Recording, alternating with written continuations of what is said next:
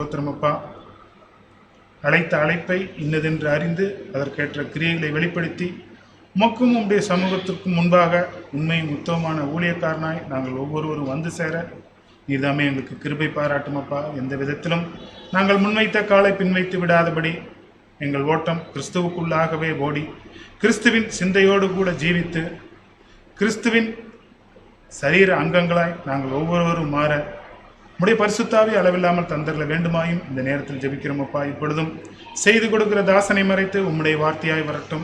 கேட்கிற காதுகளையும் உணர்வுள்ள இருதயத்தையும் எங்களுக்கு தாருமப்பா. சத்தியத்தை வெறுமனையாய் கேட்டு நாங்கள் இருந்து விடாதபடி அதற்கேற்ற கிரியைகளை இந்த பூமியில வெளிப்படுத்தி நாங்கள் பெற்ற வெளிச்சம் மற்றவர்களுக்கு முன்பாக பிரகாசிக்கத்தக்கதாக எங்களுடைய வாழ்க்கையை மாற நீதாமே எங்களுக்கு கிருபை பாராட்டுமப்பா. இந்த கூட்டம் துவக்கம் முதல் முடிவு மட்டும் உம்முடைய தெய்வீக பிரசன்னம் எங்கள் ஒவ்வொருவரோடும் இருந்து வழிநடத்த வேண்டுமாய் இந்த சிறிய மன்றாட்டை உம்முடைய குமாரனும் மனுக்குலத்தை மீட்ட இரட்சகரும் ராஜாவுமாய் இருக்கிற இயேசு கிறிஸ்துவின் நாமத்தில் வேண்டி ஜெபிக்கிறோம். எங்கள் ஜெபங்களும் அன்பின் பிதாவே, ஆமென்.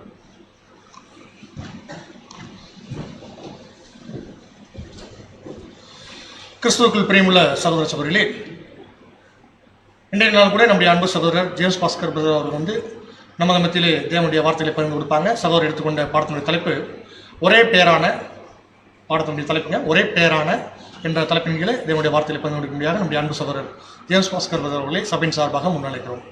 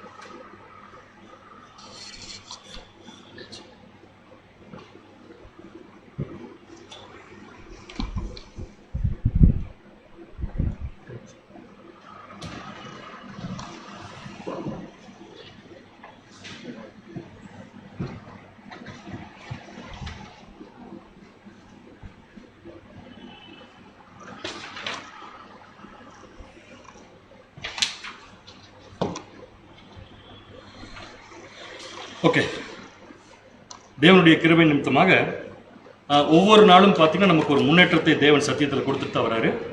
அந்த அடிப்படையில் நம்ம எக்லிஷாலிருந்து இப்போ லைவ் டெலிகாஸ்ட் போடுவதற்கு தேவன் ஒரு வாய்ப்பு கொடுத்து இப்போ நம்ம ஒவ்வொரு நாளும் என்ன பண்ணிருக்கோம்னு பார்த்தீங்கன்னா அப்படியே கொஞ்சம் கொஞ்சமாக சத்தியங்களை பார்த்துட்ருக்குறோம். தொடர்ச்சியாக தேவன் நம்ம கொடுத்து வரக்கூடிய கிருபைக்கு மீண்டுமாக நன்றி தெரிவித்துக் கொண்டு இன்றைய நாளுக்குரிய ஒரு பாடத்திற்குள் கடந்து செல்லலாம். சப்ஜெக்டுடைய தலைப்பு பார்த்தீங்கன்னா ஒரே பேரான அப்படின்னு ஒரு தலைப்பு. ஒரே பேரான அப்படிங்கிற ஒரு தலைப்பு இது நம்ம அடிக்கடி கேள்விப்பட்ட ஒரு பேராக இருக்குது அப்படிங்கிறது நமக்கு நல்லாவே தெரியும். ஆனால் இதிலிருந்து நம்மளுக்கு ஒரு கேள்வியோட அந்த சப்ஜெக்ட் ஆரம்பிக்க போகிறேன். அந்த கேள்வியினுடைய அடிப்படையும் அதுக்கப்புறம் நீங்கள் கொடுக்கக்கூடிய விளக்கமும் அந்த விளக்கத்துக்கு சரியான அர்த்தம் பைபிளில் பொருந்தி வருதா அப்படிங்கிறது நம்ம பார்க்க போகிறோம். ஸோ யாராவது இங்கே இருக்கவங்க சப்ஜெக்ட் கேட்டிருக்கவங்களுக்கு இது ஒரு புது விஷயமா இருக்காது நான் நம்புகிறேன். ஒரே பேரான அப்படிங்கிற வார்த்தை கட்டாயமாக ஒரு புது விஷயமா இருக்காது. ஒரு சிலருக்கு தமிழில் கூட ஒரே பேரான அப்படிங்கிற வார்த்தை கொஞ்சம் கேள்விப்பட்டதுக்கு ரொம்ப ரேராக கேள்விப்பட்டிருக்கோம் பாரு நாங்கள் அப்படின்னு சொல்லி நம்ம நினச்சோம்னா, இங்கிலீஷில் பார்த்தீங்கன்னா த ஒன்லி பிகட்டன் அப்படிங்கிற வார்த்தை, த ஒன்லி பிகட்டன். ஒவ்வொரு வார்த்தையும் முக்கியம் இல்லை.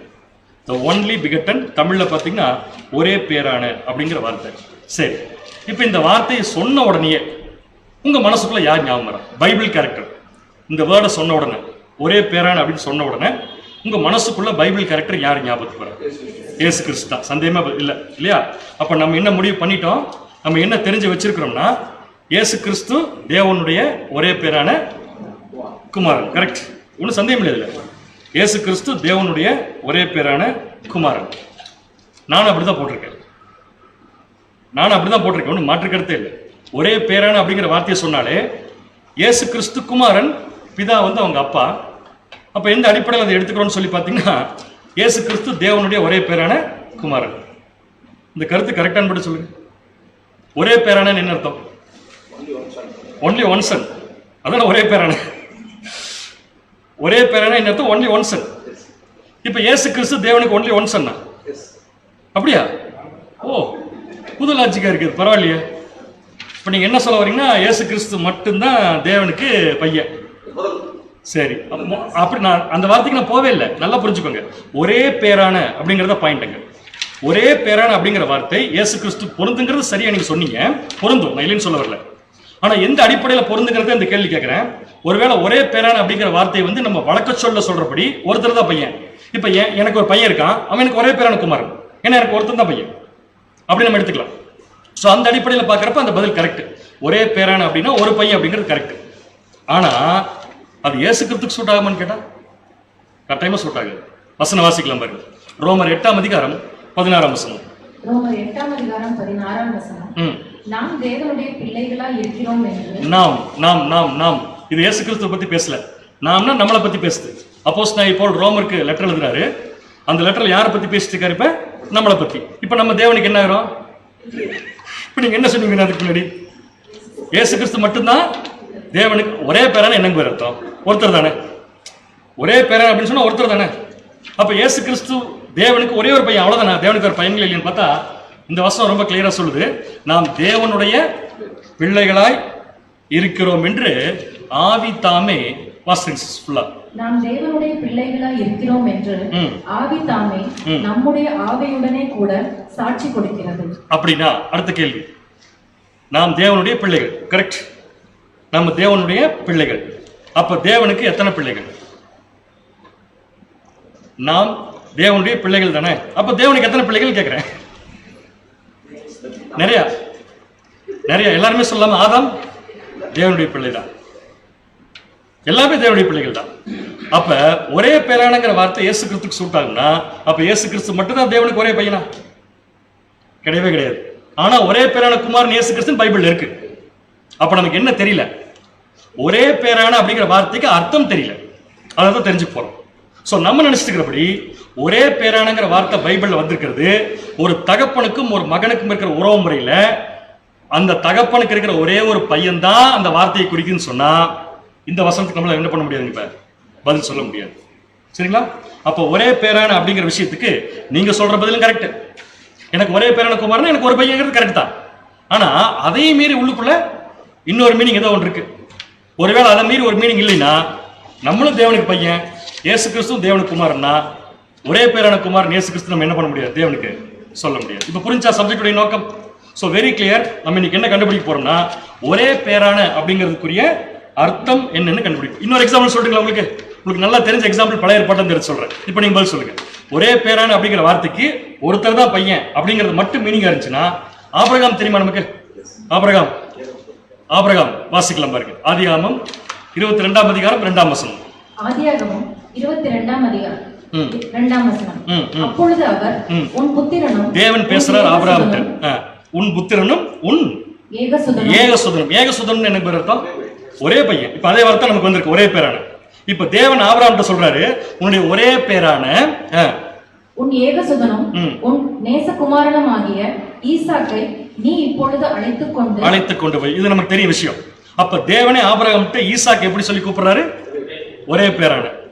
இல்ல பாரு, இங்க ஏகசுதன் தானே போட்டிருக்குது. நீங்க சப்ஜெக்டுடைய டைட்டில் ஒரே பேரான அப்படின்னு சொல்லி கேட்டா ஒரே பேரான அப்படிங்கிற தமிழ் வார்த்தைக்கு ஆங்கில வார்த்தை என்னன்னு சொல்லி பார்த்தோம்? ஒன்லி பிகட்டன். இதே வசந்த இங்கிலீஷ்ல வாசிக்கலாம். வாசிச்சீங்கன்னா இந்த இடத்துல பாத்தீங்கன்னா the only son ஈசாக்னு போட்டிருக்கு. the only son Isaac. இப்ப என்ன சந்தேகம் வருது உங்களுக்கு? ஆபிரகாமுக்கு ஈசாக்கு ஒரே ஒரு பையன் தானா? ஒரே ஒரு பையன் கேட்கிறேன். ஆபிரகாமுக்கு எக்கச்சக்கமான பசங்க இருக்கிறாங்க. சொல்லப்போனா 3 சந்ததியை பிரியுது. ஒன்னு மாம்சீக இஸ்ரேல் ஜனங்கள்ங்கிற குரூப், ஒன்னு வாக்கு தத்தத்தின் படி பிறந்த ஈசாக்குடைய சந்ததி வருது, ஆவிக்குரிய இஸ்ரேல் ஜனங்கள்னு ஒரு, அப்புறம் கேத்ராள் தனியா, அது வந்து உலக ஜனங்களை குறிக்கும். அப்ப இத்தனை பசங்க ஆபிரகாமுக்கு இருக்கிறப்ப தேவன் ஆபிரகாம்கிட்ட ஈசாக்கை பத்தி பேசுறப்ப ஒரே பையன் பேசுறது கரெக்டா? இன்ஃபேக்ட் இன்னும் கொஞ்சம் மேல போய் பார்க்கலாமா? இந்த வசனத்தை, இந்த வார்த்தையை தேவன் ஆபிரகாம்கிட்ட பேசிட்டு இருக்கிறப்ப ஏற்கனவே ஒருத்தர் பிறந்துட்டாரு ஆபிரகாமுக்கு. யாரு? அப்பவே ஒரு பையன் இருக்கிறான். அப்படி இருக்கிறப்ப ஈசாக்க ஒரே பேரான குமாரன் சொல்றது என்ன நோக்கம்? சோ ஒரே பேரானங்கிற பைபிள் வார்த்தைக்கு அர்த்தம் ஒரே பையங்கிறது மாத்திரம் கிடையாது அப்படிங்கிறதுக்கு 2 விளக்கம் நம்ம என்ன பண்றப்ப கிளியரா பார்த்தோம். சோ அப்படின்னா ஒரே பேரான அப்படிங்கிற வார்த்தை எதை குறிக்குங்கிறத நம்ம கண்டுபிடிக்கிறோம். ரொம்ப ரொம்ப புரிந்து கொள்றது கடினமான விஷயம்தான். ஆனா இதை புரிந்து கொள்ளாம விட்டுட்டோம்னாலும் அது தப்பா போயிடும். என்ன ஆரம்பத்தில் கேள்வி கேட்டேன், யாருக்கு பொருந்தணும்னு உடனே இயேசு கிறிஸ்துட்டோம். அப்ப இயேசு கிறிஸ்துக்கு பொருத்தமானு கேட்டதுக்கு ஆமானோ, அப்ப இயேசு கிறிஸ்து மட்டும் தான் தேவன் குமாரன் கேட்டதுக்கு அப்புறம் அப்ப பதில் வரல நமக்கு. ஸோ அதனால என்ன பண்ண போறோம், இப்ப நம்ம ஸ்ட்ரைட்டா ஒரே பேரான என்ன அப்படிங்கிறதுக்கு விடையை பார்த்துட்டு அப்புறம் விளக்கத்துக்குள்ள போகலாம். ஸோ ஒரே பேரான அப்படிங்கிற வார்த்தைக்கு என்ன அர்த்தம்னா, ஒரே பையங்கிறது கரெக்ட், நான் தப்புன்னு சொல்ல வரல. இப்போ எனக்கு ஒரு பையன் இருக்கா, எனக்கு ஒரே பேரான குமாரன், ஒரே பையங்கிறது கரெக்ட் தான். பட் அதுக்குள்ள இன்னும் மீறி ஒரு மீனிங் இருக்கு. அந்த மீறி உள்ள இருக்கிற அந்த இன்டெப்த் மீனிங் என்னன்னு சொல்லி பார்த்தீங்கன்னா, முதல்ல இட் இஸ் ஹானரரி டைட்டில். இங்கிலீஷ்ல பார்த்தீங்கன்னா ஹானரரி டைட்டில் கொடுத்துருப்பாங்க.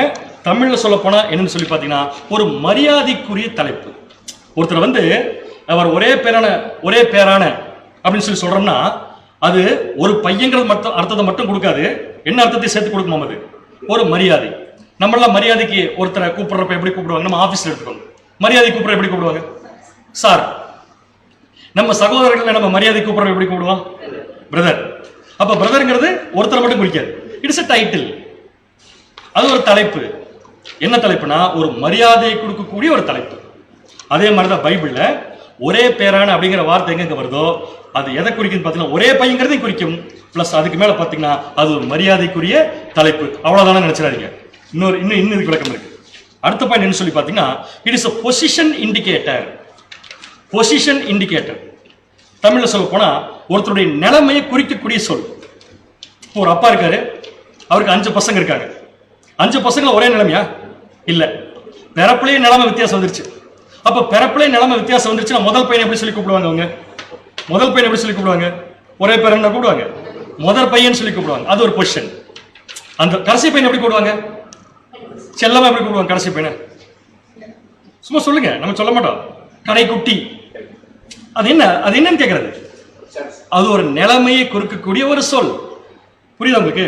சோ ஒரே பேரான் அப்படிங்கிறது ஒரே பையங்கிற அர்த்தத்தை மட்டும் குறிக்காதுங்கிறதுக்கு விளக்கம் பார்த்துட்டோம். அதே சமயத்துல அதுக்கு இன்னும் மீனிங் இருக்கு. அந்த மீனிங் என்னன்னு சொல்லி பாத்தீங்கன்னா, அது ஒரு மரியாதைக்குரிய தலைப்பாகவும் இருக்கணும், அதே சமயத்துல ஒரு நிலைமையை குறிக்கும் சொல். இன்னும் உங்களுக்கு புரியுற மாதிரி சொல்றேன். இப்ப ஆபிரகாமுடைய பையன் ஈசாக்க தேவன் ஒரே பேரான குமாரன் சொன்னார் இல்லையா? ஆபிரகாம் பல குமாரர்கள் இருக்கிறப்ப அப்ப ஈசாக்கு ஒரு ஸ்பெஷாலிட்டி இருக்குல்ல, அந்த ஸ்பெஷாலிட்டி தான் அது ஈசாக்கு கொடுக்கக்கூடிய மரியாதைக்குரிய ஒரு தலைப்பு. அதே சமயத்துல ஈசாக்குடைய நிலைமையை குறிக்கக்கூடிய ஒரு சொல். அது என்ன நிலைமை, அது என்ன மரியாதைங்கிறத கண்டுபிடிக்கிறது தான் இன்னைக்கு நம்முடைய நோக்கம். ஸோ சப்ஜெக்டுடைய தலைப்பு என்னங்க, ஒரே பேரான. ஸோ இந்த ஒரே பேரானங்கிற வார்த்தை புதிய ஏற்பாட்டில் கிரேக்க பாஷையில இங்கிலீஷ்ல இருந்து அப்படியே போகலாம். எப்பவுமே அப்படிதான் பார்த்து பழக்கம். இங்கிலீஷ்ல பார்த்தா ஒன்லி பிகட்டன், அதான் நம்ம சப்ஜெக்டுடைய தலைப்பு.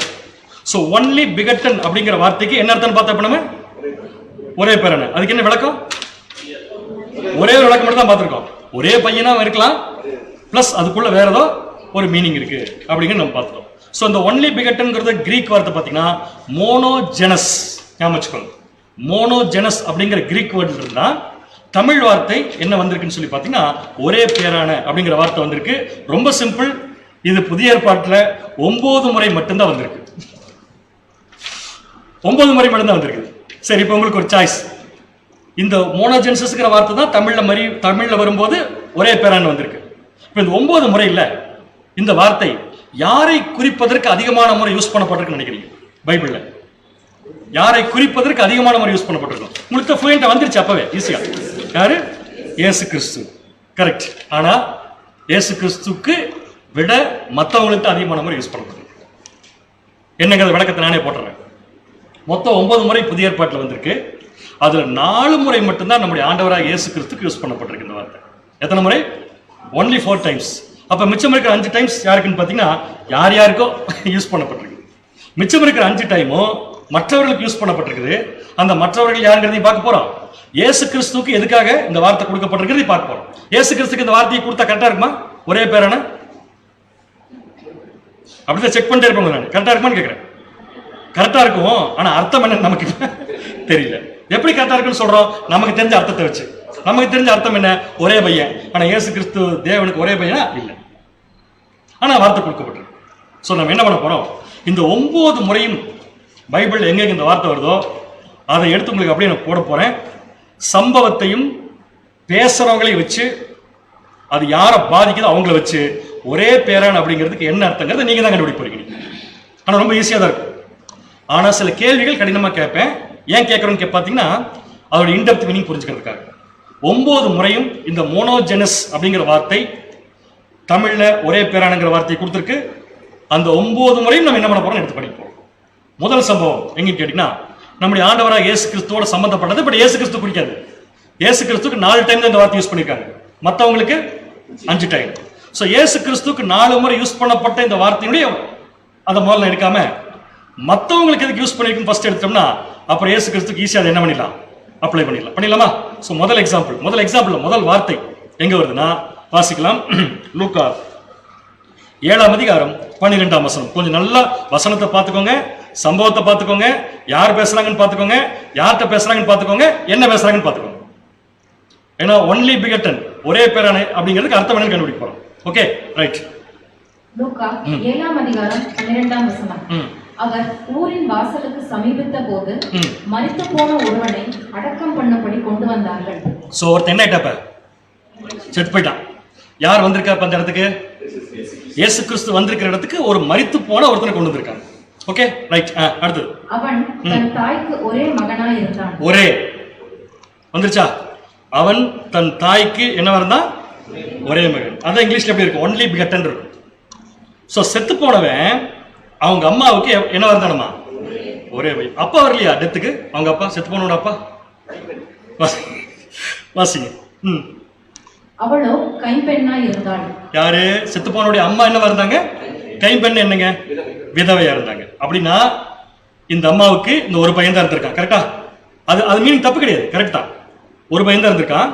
இந்த அம்மா விதவை. அப்ப இந்த அம்மாவுக்கு இதை தவிர வேற பசங்க? கரெக்டா சொல்றேன். எங்க புரியுதா புரியல? இந்த அம்மாவுக்கு இதை தவிர வேற பசங்க என்ன இல்ல இருந்திருந்த இந்த அம்மா எப்படி சொல்லியிருக்கோம்? பசங்க எப்படி சொல்லியிருக்கோம்? ஒரே பேரானுங்கிற வார்த்தை என்ன பண்ணிருக்க மாட்டாங்க, யூஸ் பண்ணிருக்க மாட்டாங்க. இப்ப வாசிங்க, முதல்ல இருந்து படி வாசிங்க. அவன் அவன் அவன் தன் தாய்க்கு ஒரே மகனாய் இருந்தான். அவளோ கைம்பெண்ணாய் இருந்தாள். ஊராரின் வெகு ஜனங்கள் அவளுடனே கூட வந்தார்கள். இப்ப இந்த அம்மா ஒரே பேரான மகன் சொல்லுது இல்லையா? அதுக்கு என்ன மீனிங்? ஃபர்ஸ்ட்னா இந்த அம்மாவுக்கு ஹஸ்பண்ட் இல்ல, இருந்தது ஒரே ஒரு ஆண் பிள்ளை. அந்த பிள்ளை இப்ப என்ன ஆயிடுச்சு? இப்ப செத்து போச்சு. இது எதுக்கு இந்த அம்மா இப்ப சொல்லி காமிக்குது? இந்த அம்மா சொல்லி காமிக்குது இல்ல ஓமையில ஏன் இந்த வார்த்தை வருது அப்படின்னா இந்த அம்மா என்ன எக்ஸ்பிரஸ் பண்ண வருது பாத்தீங்கன்னா, இந்த பையனை விட்டா இந்த அம்மாவுக்கு சொத்து இருக்குல்ல, சொத்து, அந்த சொத்துக்கு சட்டப்படி வேற யாருக்குமே என்ன இல்ல, உரிமை இல்லை. இந்த அம்மாவுக்கு சொத்து இருக்கா இல்லைன்னு பாக்குறது நம்ம வேலை இல்லை. அனலைஸ் பண்றோம் அந்த வார்த்தையை. அந்த ஒன்லி பிகட்டன் ஒரே பேரான் அப்படிங்கிற வார்த்தை அனலைஸ் பண்றோம். சூழ்நிலையை ஃபர்ஸ்ட் அனலைஸ் பண்ணலாம். ஸோ சூழ்நிலை என்ன சொல்லுதுன்னா, அந்த செத்து போனவன் தன் தாய்க்கு என்ன வரதா ஒரே. அப்ப இந்த அம்மாவுடைய சொத்து போற யாருக்கு தான் போய் சேரும்? அவனுக்கு போய் சேரும். இப்ப போய் சேருமா?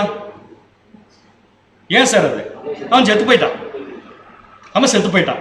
ஆனா இந்த பையனுக்கு தான் சொத்துக்கு சட்டப்படி என்ன இருக்கு, உரிமை இருக்கு. அப்படின்னா இந்த அம்மா என்ன சொல்ல வருதுன்னு சொல்லி பாத்தீங்கன்னா, இந்த பையன் செத்ததுனால இந்த அம்மாவுடைய டேஷ் முடிந்தது. இந்த பையன் செத்து போனதுனால இந்த அம்மாவுடைய டேஷ் முடிந்தது. வாழ்க்கை அந்த அம்மா நல்லா தாங்க வாழ, நீங்க வேற என்ன முடியுது?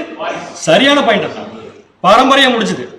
அப்படின்னா ஒரே பேரான அப்படிங்கிற வார்த்தைக்கு எதுவும் மீனிங்கா இருக்கலாம். வாரிசு சொல்லலாமா? சொல்ல முடியாது. சொல்லலாம். ஏன்னா இந்த அம்மாவுக்கு ஒரு பையன், இப்ப இந்த பையன் செத்து போயிட்டான். செத்து போனா இந்த அம்மாவுக்கு எது கட்டாக போகுது? இப்ப ஒருவேளை இங்க கைம்பெண்ணுங்கிற வார்த்தையை கொடுக்கலன்னு எப்படி நம்ம கிரகிச்சிருப்போம்? மறுபடியும் கூட இந்த அம்மாவுக்கு என்ன வரலாம், இன்னொரு குழந்தை பிறக்கலாம். அந்த பையன். ஆனா பைபிள் கிளியரா சொல்லுது அந்த அம்மா விதவைனா, அதனாலதான் ஒரே பேரானுங்கிற வார்த்தை யூஸ் பண்ணிருக்காங்க. இப்ப சொல்லுங்க, அந்த அம்மாவுக்கு செத்து போன ஒரே பையன், அது மட்டும் மீனிங் கிடையாது. இன்னொரு மீனிங்னா அந்த அம்மாவுடைய சொத்துக்கு சட்டப்படி யார் தான் வாரிசு? இந்த பையன் தான் வாரிசு. அந்த பையனே செத்து போயிட்டதுனால இந்த அம்மாவுடைய வம்சம் முடிஞ்சா முடியலையா? இனிமேல் இந்த வம்சம் வளருமா? ஏன் வளராது? இருந்த ஒரே ஒரு பையன் செத்து போயிட்டான். இந்த அம்மாவுக்கு ஹஸ்பண்ட் கிடையாது. சோ வம்சம் என்ன இதோட முடிஞ்சு போச்சு. அப்படின்னா ஒரே பேரான அப்படிங்கிற வார்த்தைக்கு என்ன அர்த்தம் சொல்லி பாத்தீங்கன்னா, வாரிசு அப்படிங்கறத நம்ம என்ன பண்ணிக்கலாம், வச்சுக்கலாம். சோ இப்ப ரெண்டு மீனிங் கண்டுபிடிச்சிட்டோம். ஒண்ணு, ஒருத்தர் தான் பையன். ஒரே பேரானங்கிறதுக்கு என்ன அர்த்தம்? ஒருத்தர் தான் பையன். இன்னொன்னு வாரிசு அப்படிங்கறத கண்டுபிடிச்சிட்டோம். புரியுதா உங்களுக்கு? அப்படியே இயேசு கிறிஸ்துக்கு போனோம்னா கரெக்டா இருக்கு. இப்படியே அப்பதான் சரியா இருக்கும். இது சம்பவம் நம்பர் 1. கண்டுபிடிச்சுமா? சம்பவம் நம்பர் 2 ரொம்ப ரொம்ப டஃப். நல்லா யோசிச்சு பார்க்கணும். நிறைய விஷயங்கள் இதுக்குள்ள இருக்குது. இது ஒண்ணுதான் ரொம்ப டைம் அதிகமா எடுக்கும். Second point. ஆனா செகண்ட் பாயிண்ட் புரிஞ்சுக்கிட்டோம்னா சப்ஜெக்ட் இதோட முடிச்சிடலாம். இதே மாதிரி இன்னொரு சம்பவம் நம்முடைய ஆண்டவராக இயேசு கிறிஸ்துவிட்ட வருது.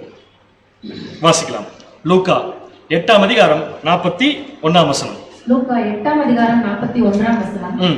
அப்பொழுது ஜெப ஆலய தலைவனாகிய யவீரு என்னும் பேருள்ள ஒருவன் வந்து, நமக்கு தெரியும் அவரை பத்தி நல்லா, யவீரு. அவர் வந்து இயேசுவின் பாதத்தில் விழுந்து, இயேசு கிறிஸ்துவின் பாதத்தில் என்ன பண்ணிட்டாரு? விழுந்து 12 வயதுள்ள தன்னுடைய ஒரே குமாரத்தி, ஒரே பேரான மகன் இல்ல, என்ன வந்துருச்சு? ஒரே குமாரத்தி என்னவா இருக்கா? என்னவா இருக்கா? அப்படின்னா மரண அவஸ்தை இருக்கிற குமாரத்தி கொஞ்ச நேரத்துல என்ன போறப்ப இறந்துட்டா. இறந்தவளை என்ன பண்ணார் இயேசு கிறிஸ்து? உயிர் தெளிப்பிட்டார். இது நமக்கு தெரியும். இப்ப ஃபர்ஸ்ட் பார்த்த சம்பவத்துக்கு ரெண்டாவது பார்த்த சம்பவத்துக்கு என்ன வித்தியாசம் சொல்லுங்க? அது பையன், இது பொண்ணு. எது? அங்க செத்து போனது ஒரு பையன், அவனுக்கு ஒரு அம்மா மட்டும் தான் இருந்தாங்க, அந்த அம்மா விதவை. செகண்ட் சம்பவத்துல செத்து போனது ஒரு பொண்ணு, ஒரு பொண்ணு யவீருடைய பொண்ணு. இங்கேயே வசனம் என்னதான் சொல்லுதுன்னா ஒரே குமாரத்தின்னு சொல்லுது. ஒரே த ஒன்லி. அப்படின்னா இந்த வசனத்தின்படி, போன வசனத்தின்படி ஒரே பேரான அப்படிங்கிறதுக்கு என்ன அர்த்தம் கண்டுபிடிச்சோம்? வாரிசு இல்லையா? இதுக்கு அப்படியே போட்டுக்கலாமா வாரிசுன்னு? ஏன் போட முடியும்? போட்டுக்கலாம்ல வாரிசு. நமக்கு வாரிசு கண்டுபிடிச்சிட்டோம்ல. கரெக்ட் கரெக்ட் புரிச்சுங்க. கரெக்ட்.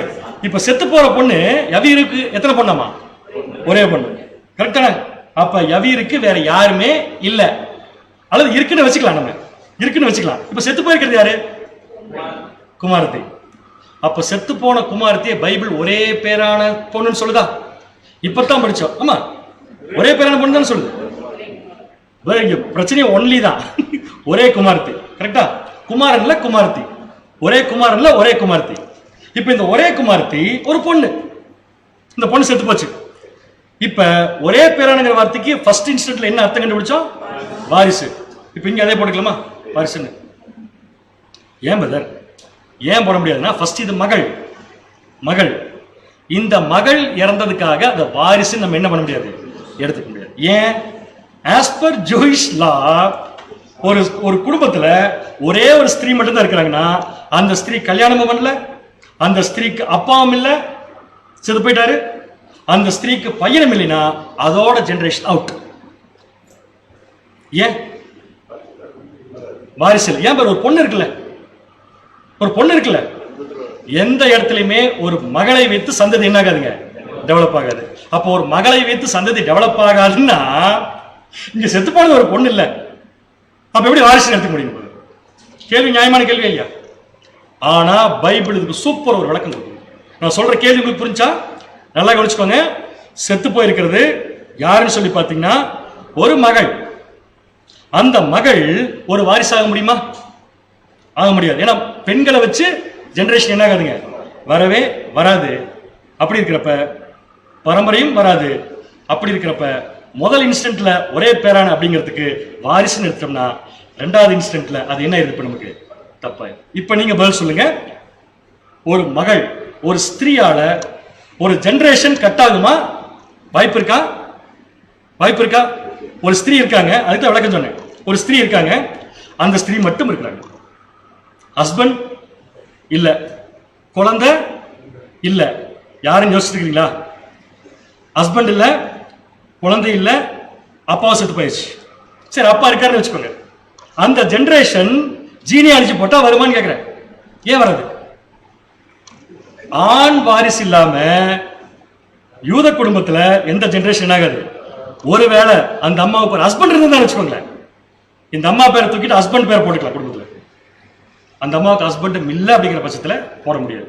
இப்ப செத்து போன இந்த பொண்ணுக்கு ஹஸ்பண்ட் இல்ல, கரெக்டான?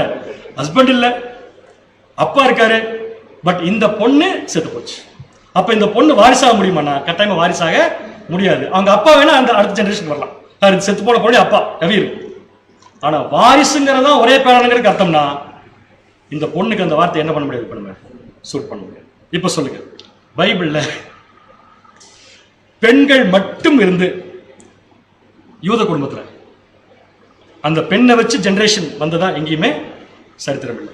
ஒண்ணு ஒரு அம்மா இருக்குன்னா அந்த அம்மாவுக்கு ஒரு ஆண் குழந்தை கண்டிப்பா இருக்கணும், ஆண் குழந்தை கண்டிப்பா இருக்கணும், அல்லது ஹஸ்பண்ட் இருக்கணும், அல்லது அப்பா இருக்கணும்.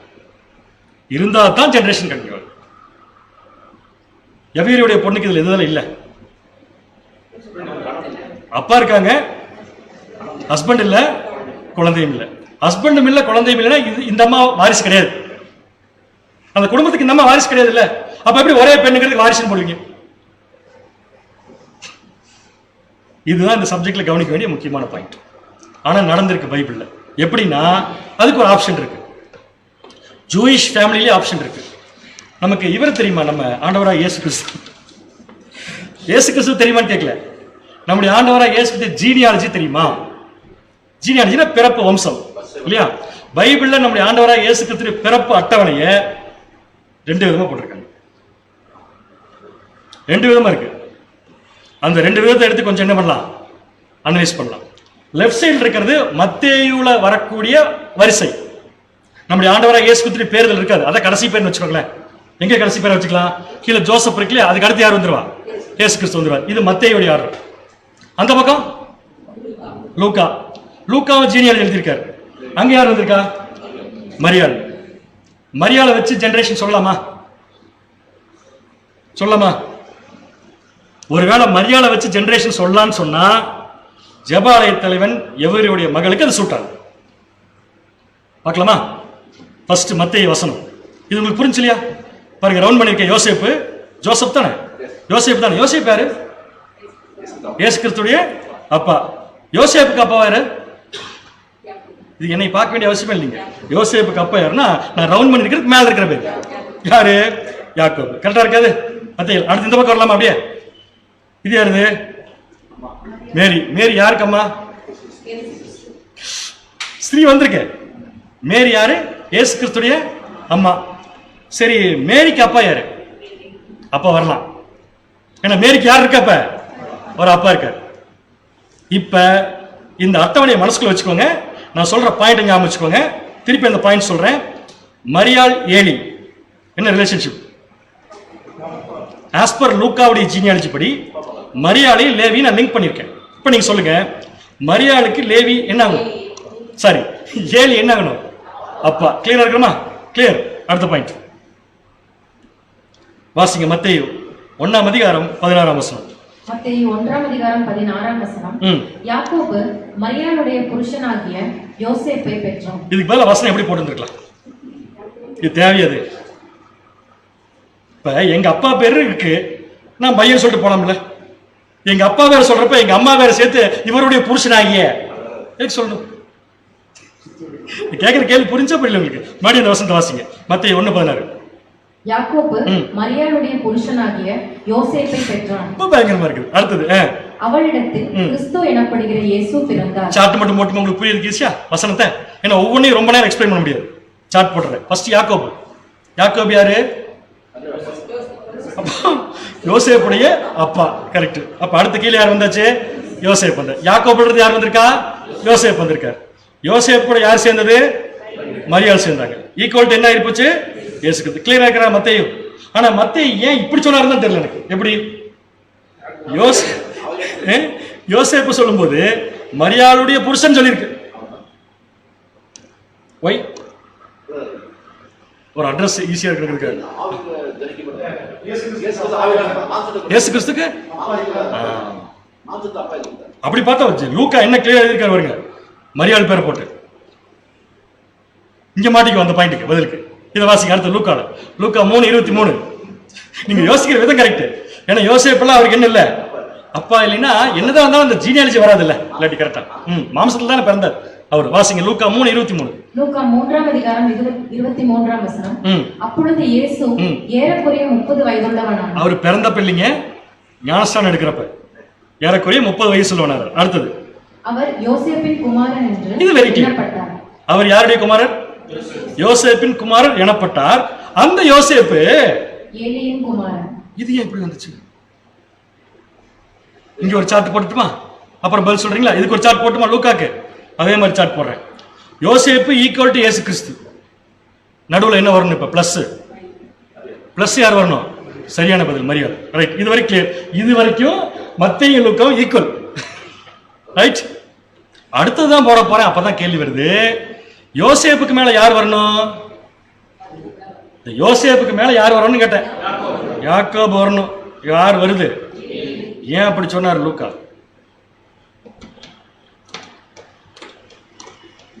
சரி, ஏழு யாரு? அது மாதிரி புரிச்சுக்கலாம். மரியாளுடைய அப்பா. இப்ப எதை லூக்கா லிங்க் பண்றாரு கவனிச்சிங்களா? மத்தேயு எப்படி லிங்க் பண்றாருன்னா, அப்படியே யாக்கோபு, அதுக்கப்புறம் யோசேப்பு சொல்லும்போது எதை ஆட் பண்றாரு? மரியாளுடைய புருஷன்கிற ஆட் பண்றாரு. மரியாதை உள்ள கொண்டு வரல. ஏன்னா மரியாதை உள்ள கொண்டு வர முடியாது, பிகாஸ் அவங்க ஒரு ஸ்திரீ. அதுக்கு பதிலாக மரியாளுடைய புருஷன் என்ன பண்ணலாம்?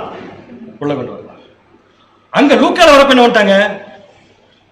லூக்கா என்ன பண்ணிட்டாரு எழுதும்போது? சிம்பிள் என்ன பண்ணிட்டாருன்னா, யோசேப்பு கூட யார லிங்க் பண்ணி விட்டாரு? இப்ப ஏழு யாரு? லிங்க் ஆயிடுச்சு இல்ல? யார் பேர் மட்டும் இடையில வரல? இப்ப மரியாள் பேர் மட்டும் வரல. புரியுது உங்களுக்கு சொல்றது? அப்ப மரியாள் பேர் வரல. ஏன்னா மரியாள் பேர் ஜீனியாலஜில என்ன கூடாது? வரக்கூடாது. அதுக்கு பதிலா மரியாளோட யார் பேரை போடலாம்? ஒண்ணு அப்பா அல்லது ஹஸ்பண்ட். இவங்க ரெண்டு பேருமே இருக்காங்கல்ல. மரியாளுக்கு அப்பாவும் இருக்காங்க, ஹஸ்பண்டும் இருக்காங்க. அப்பா யாரு? ஏலி. சோ ஏலிக்கு அப்புறம் மரியாள் ஒருவேளை அவங்களுக்கு ஒரே ஒரு பொண்ணா இருந்திருக்கலாம். இதுக்கு பைபிள்ல ரெஃபரன்ஸ் இல்ல. மரியாள் மேபி ஏலிக்கு ஒரே பொண்ணு. இப்ப இந்த பொண்ணுக்கு இயேசு கிறிஸ்து பிறந்தா கொஞ்சம் யோசிச்சு பாருங்க, அந்த வம்சத்துல இயேசு கிறிஸ்து வர முடிய மாட்டேன். நான் சொல்றது புரியுதா? புரியா? திருப்பி சொல்லட்டுமா? ஏலின்னு ஒருத்தர் இருக்காரா? யாரது? மரியாளுடைய அப்பா. அவருக்கு மரியாள் எத்தனை பொண்ணாதான் இருந்திருக்கணும்? ஒரே பொண்ணு. இப்ப அந்த ஒரே பொண்ணுக்கு தான் யார மேரேஜ் பண்ணி வைக்கிறாங்க? யோசேப்பு. இப்ப யார் பிறக்கிறா? யார் பிறக்கிறா? இயேசு. அப்ப இயேசு கிறிஸ்து எந்த வம்சத்துல வந்துருவாரு? மரியாளுடைய வம்சம். எதுக்கு இப்ப யோசேப்பு சேர்க்கறீங்க? மரியாளுடைய வம்சத்துல தான் வருவாங்க. ஆனா மரியாள் ஒரு ஸ்திரீயா இருக்கிறதால அவங்க பேர் என்ன பண்ண முடியாதுங்க, போட முடியாதுங்கிறதுனால ஒண்ணு மரியாளுடைய ஹஸ்பண்ட் பேரை போடணும், அல்லது மரியாளுடைய அப்பா பேரை போடணும். லூக்கா சூப்பரா என்ன வேலை பண்ணிட்டாருன்னு பாத்தீங்கன்னா, அப்பா பேரு அடுத்தது இம்மீடியட்டா யார் பேரை போட்டாரு? யார் பேரை போட்டாரு? அடுத்தது இம்மீடியட்டா ஏலிக்கு அடுத்து யார் பேரை போட்டிருக்காருன்னு கேக்குறேன். யோசேப்பு. யோசேப்பு யாரு? மரியாளுடைய ஹஸ்பண்ட். இப்ப வந்துருச்சா ஜெனரேஷன் கரெக்டா? சோ ஏலிக்கு அப்புறம் மரியாள் வரணும். மரியாள் ஒரே பொண்ணு, வேற பொண்ணே இல்ல. ஏலிக்கு அப்புறம் மரியாள் வந்து மரியாளுடைய வயிற்றுல இயேசு கிறிஸ்து பிறந்தா ஜீனியாலஜி போட்டா அந்த ஜீனியாலஜி டோட்டல் என்ன ஆயிரும்? தப்பாயிரும். சோ எதை லிங்க் பண்றான்னு பாத்தீங்கன்னா, மரியாளுடைய அப்பாவையும் மரியாதை தூக்கிட்டு மரியாளுடைய ஹஸ்பண்டையும் என்ன பண்ணிட்டாங்க? இப்ப லிங்க் பண்ணிட்டாங்க. அது ஆட்டோமேட்டிக் யாருடைய சந்ததி ஆயிரும்? அது ஆட்டோமேட்டிக் யாருடைய சந்ததி ஆயிரும்னா நம்முடைய ஆண்டவராகிய இயேசு கிறிஸ்துவின் சந்ததி ஆயிரும். எந்த பெண்களும் ஜெனரேஷன் என்ன பண்ண மாட்டாங்க? வரவே மாட்டாங்க. புரியுதவங்களுக்கு நான் சொல்றது? இப்ப செத்து போன பொண்ணு யார் பொண்ணு? செத்து போன பொண்ணு யார் பொண்ணு கேட்கிறேன். அது மறந்து வச்சுப்ப. யவீருடைய பொண்ணு. யவீருடைய பொண்ணு. யவீருக்கு எத்தனை பொண்ணு தான்? ஒரே பொண்ணு தான் இல்லையா? ஒரே பொண்ணு தான். சோ இந்த இடத்துல ஒரே பொண்ணா இருக்கிறப்ப அந்த ஒரே பொண்ணை வாரிசுன்னு சொல்ல முடியாது அப்படிங்கிறதுக்கு தான் மரியாளுக்கு போனோம். ஆனா சொல்லாம சொல்ல முடியாதா? மரியாதை எப்படி சொன்னோம்? ஒண்ணு அப்பா இருக்காங்க, இல்லாட்டி யார் இருக்கா? ஹஸ்பண்ட் இருக்காங்க. இப்ப யவீருடைய மகளுக்கு யார் பேர் இருக்கு? ஏற்கனவே அப்பா இருக்காரு. யார் அப்பா? யவீர். அப்ப யவீரு அப்படிங்கிற ஒருத்தர் இருக்கிற வரைக்கும் இந்த பொண்ணே செத்து போனா கூட இந்த வம்சம் என்ன தொடர்ந்து கண்டினியூ ஆகும். அதனாலதான் யவீர் என்ன சொல்றாருன்னா, தன்னுடைய ஒரே பேரான மகள்ங்கிறார். சோ ஒரே பேரானுங்கிற வார்த்தைக்கு எந்த வார்த்தை சூட் ஆகும்னா கட்டாயமா வாரிசுங்கிறது சூட் ஆகும். அது ஒரே பேரான மகனா இருந்தாலும் சரி, ஒரே பேரான மகளா இருந்தாலும் சரி. இதை ஞாபகம் வச்சுக்கோங்க. ஒரு வழி அப்படி இயேசு கிறிஸ்து இதுல ஏன் 7 பேர் வந்துச்சுன்னு இப்ப என்ன பண்றோம்? நம்ம இப்ப கண்டுபிடிச்சிட்டோம். ஸோ ஜென்ரேஷன்ல யூதர்களுடைய பாரம்பரியத்தில் ஜீனியாலஜியில ஸ்திரீகள் பேர் என்ன கூடாது? இந்த இடத்துல வரக்கூடாது. முக்கியமா இயேசு கிறிஸ்துடைய ஜீனியாலஜியில் என்ன இருக்குன்னு பார்த்தீங்கன்னா, அந்த பேர் வந்திருக்கு. மரியாள் பேர் வரல. யார் பேர் வந்திருக்குன்னு பார்த்தீங்கன்னா, மரியாளுடைய அப்பாவுக்கு அடுத்தது இம்மீடியட்டா மரியாளுடைய ஹஸ்பண்ட் பேருக்கு போயிட்டாங்க. இடையில மரியாள் இருக்காங்க. அவங்களுக்கு பிறந்த குழந்தை யாரும் சொல்லி பார்த்தீங்கன்னா, நம்முடைய ஆண்டவராகிய இயேசு கிறிஸ்து. இதை மத்தேயு என்ன நாசுக்கா சொன்னார் பார்த்தீங்களா? எப்படி சொன்னார் மத்தேயு இயேசு கிறிஸ்துடைய பிறப்பை பத்தி? மரியாளுடைய புருஷனாகிய யோசேப்பு. பிகாஸ் அந்த ஜெனரேஷன்ல யோசேப்பு வரணும்னா மரியாதை கல்யாணம் பண்ணிக்கணும். அதனால யோசேப்புக்கு என்ன பண்ணிருக்காங்கன்னா அந்த பேரை கொடுத்திருக்காங்க. சோ இப்போ வரைக்கும் நாம ஒரே பேரான் அப்படிங்கிறதுக்கு என்னென்ன மீனிங் கண்டுபிடிச்சிருக்கோம். நம்பர் 1 நம்பர் 1 ஃபர்ஸ்ட் ஒரே ஒரு ஆள். நம்பர் 2 வாரிசு. கிளியரா? அடுத்த சம்பவத்துக்கு போலாமா? இனி கொஞ்சம் ஈஸியாயிரும், கவலைப்படாது. 3வது சம்பவம் இப்போ நீங்களே சொல்லிடுங்க. வாசிக்கலாம். லூக்கா 9ஆம் அதிகாரம் 38ஆம் வசனம். லூக்கா 9ஆம் அதிகாரம் 38ஆம் வசனம். ம் அவர்களில் ஒருவன் சத்தமிட்டு, ம் போதகரே, போதகரே யாரை பார்த்து? நம்முடைய ஆண்டவராகிய இயேசு கிறிஸ்துவை பார்த்து, போதகரே என் மகனை கடாட்சி தருள என் வேண்டும். மகனை என்ன பண்ணுங்க, நீங்க காப்பாத்துங்க. உம்மை வேண்டிக் கொள்ளுகிறேன். உண்மை நான் என்ன பண்ணிக்கிறேன்? வேண்டிக் கொள்கிறேன். ஏன்னு கேட்டா, அவன் எனக்கு ஒரே பிள்ளையா இருக்கிறான். அப்ப இயேசு கிறிஸ்து என்ன கேள்வி கேட்டிருப்பாரு? எதுக்குப்பா இந்த பையனுக்கா நீ என்ன பண்ற, இப்படி அடிச்சுக்கிற அப்படின்னு இயேசு கிறிஸ்து கேட்கிறாரு. அவன் பதில் சொல்றான். என்ன பதில் சொல்றான் அப்படின்னு? என்ன மீனிங்? எனக்கு வேற வாரிசே கிடையாதுங்க, இவனை விட்டாச்சுன்னா என் ஜென்ரேஷன் என்ன இருங்க கம்ப்ளீட்டா கட்டாயம். இப்ப சொல்லுங்க, ஒரே பேரான என்ன? ஒரே பேரான என்ன அர்த்தம் கேட்கிறேன்? ஒரே ஒருத்தர் தான், பிளஸ் என்ன இடம் பாத்தீங்கன்னா வாரிசு. அவங்க மூலமா தான் அடுத்த ஜென்ரேஷனே வரப்போகுதுன்னு அர்த்தம். இப்ப இந்த பையன் செத்து போயிட்டாருன்னா என்ன இருக்கும் இவருக்கு? ஏன் வேற பையன் இவருக்கு இல்ல? அதைத்தான் பைபிள் எப்படி சொல்லுங்க, ஒரே பேரான அப்படிங்கிற சொல்லு. ரைட், 3வது எக்ஸாம்பிள் பிடிச்சது. இப்ப நான் பழைய கேள்விக்கு வந்துட்டுமா? இப்ப சொல்லுங்க, பிதாவாகிய தேவனுக்கு ஆண்டவராகிய இயேசு கிறிஸ்து ஒரே பேரான குமாரனா? S S. எந்த அடிப்படையில்? எந்த மூலியமா? முதல்ல எந்த அடிப்படையில் இல்லைன்னு பார்த்துடலாம். ஃபர்ஸ்ட் என்ன பதில் சொன்னோம்? அவர் தான் தேவனுக்கு ஒரே பேரான குமாரன் சொன்னோம். அப்படி ஒரே பேரான குமாரங்கிறது ஒரு பையனை குறிக்கிறதா இருந்துச்சுன்னா இது சூட் ஆகாது. அப்ப அதுக்கு மேல வேற ஏதோ இருக்குன்னு சொல்லி பார்க்க போனோம்.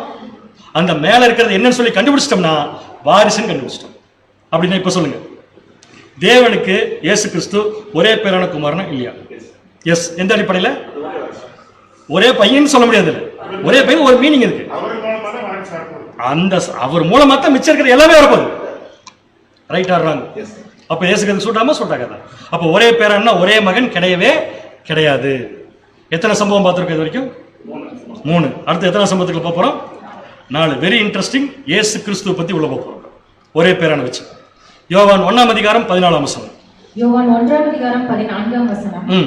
அந்த வார்த்தை மாம்சமாகி. எந்த வார்த்தை? யோவான் எடுத்தாலே நமக்கு யாரை பத்தி பேசிட்டு இருக்கு நமக்கு வந்துடணும் டக்குன்னு. நம்முடைய ஆண்டவராகிய இயேசு கிறிஸ்து என்ன ஆயிட்டாராமா? மாம்சமாகி. முதல்ல என்ன இருந்தாராமா? வார்த்தையா இருந்தாராமா.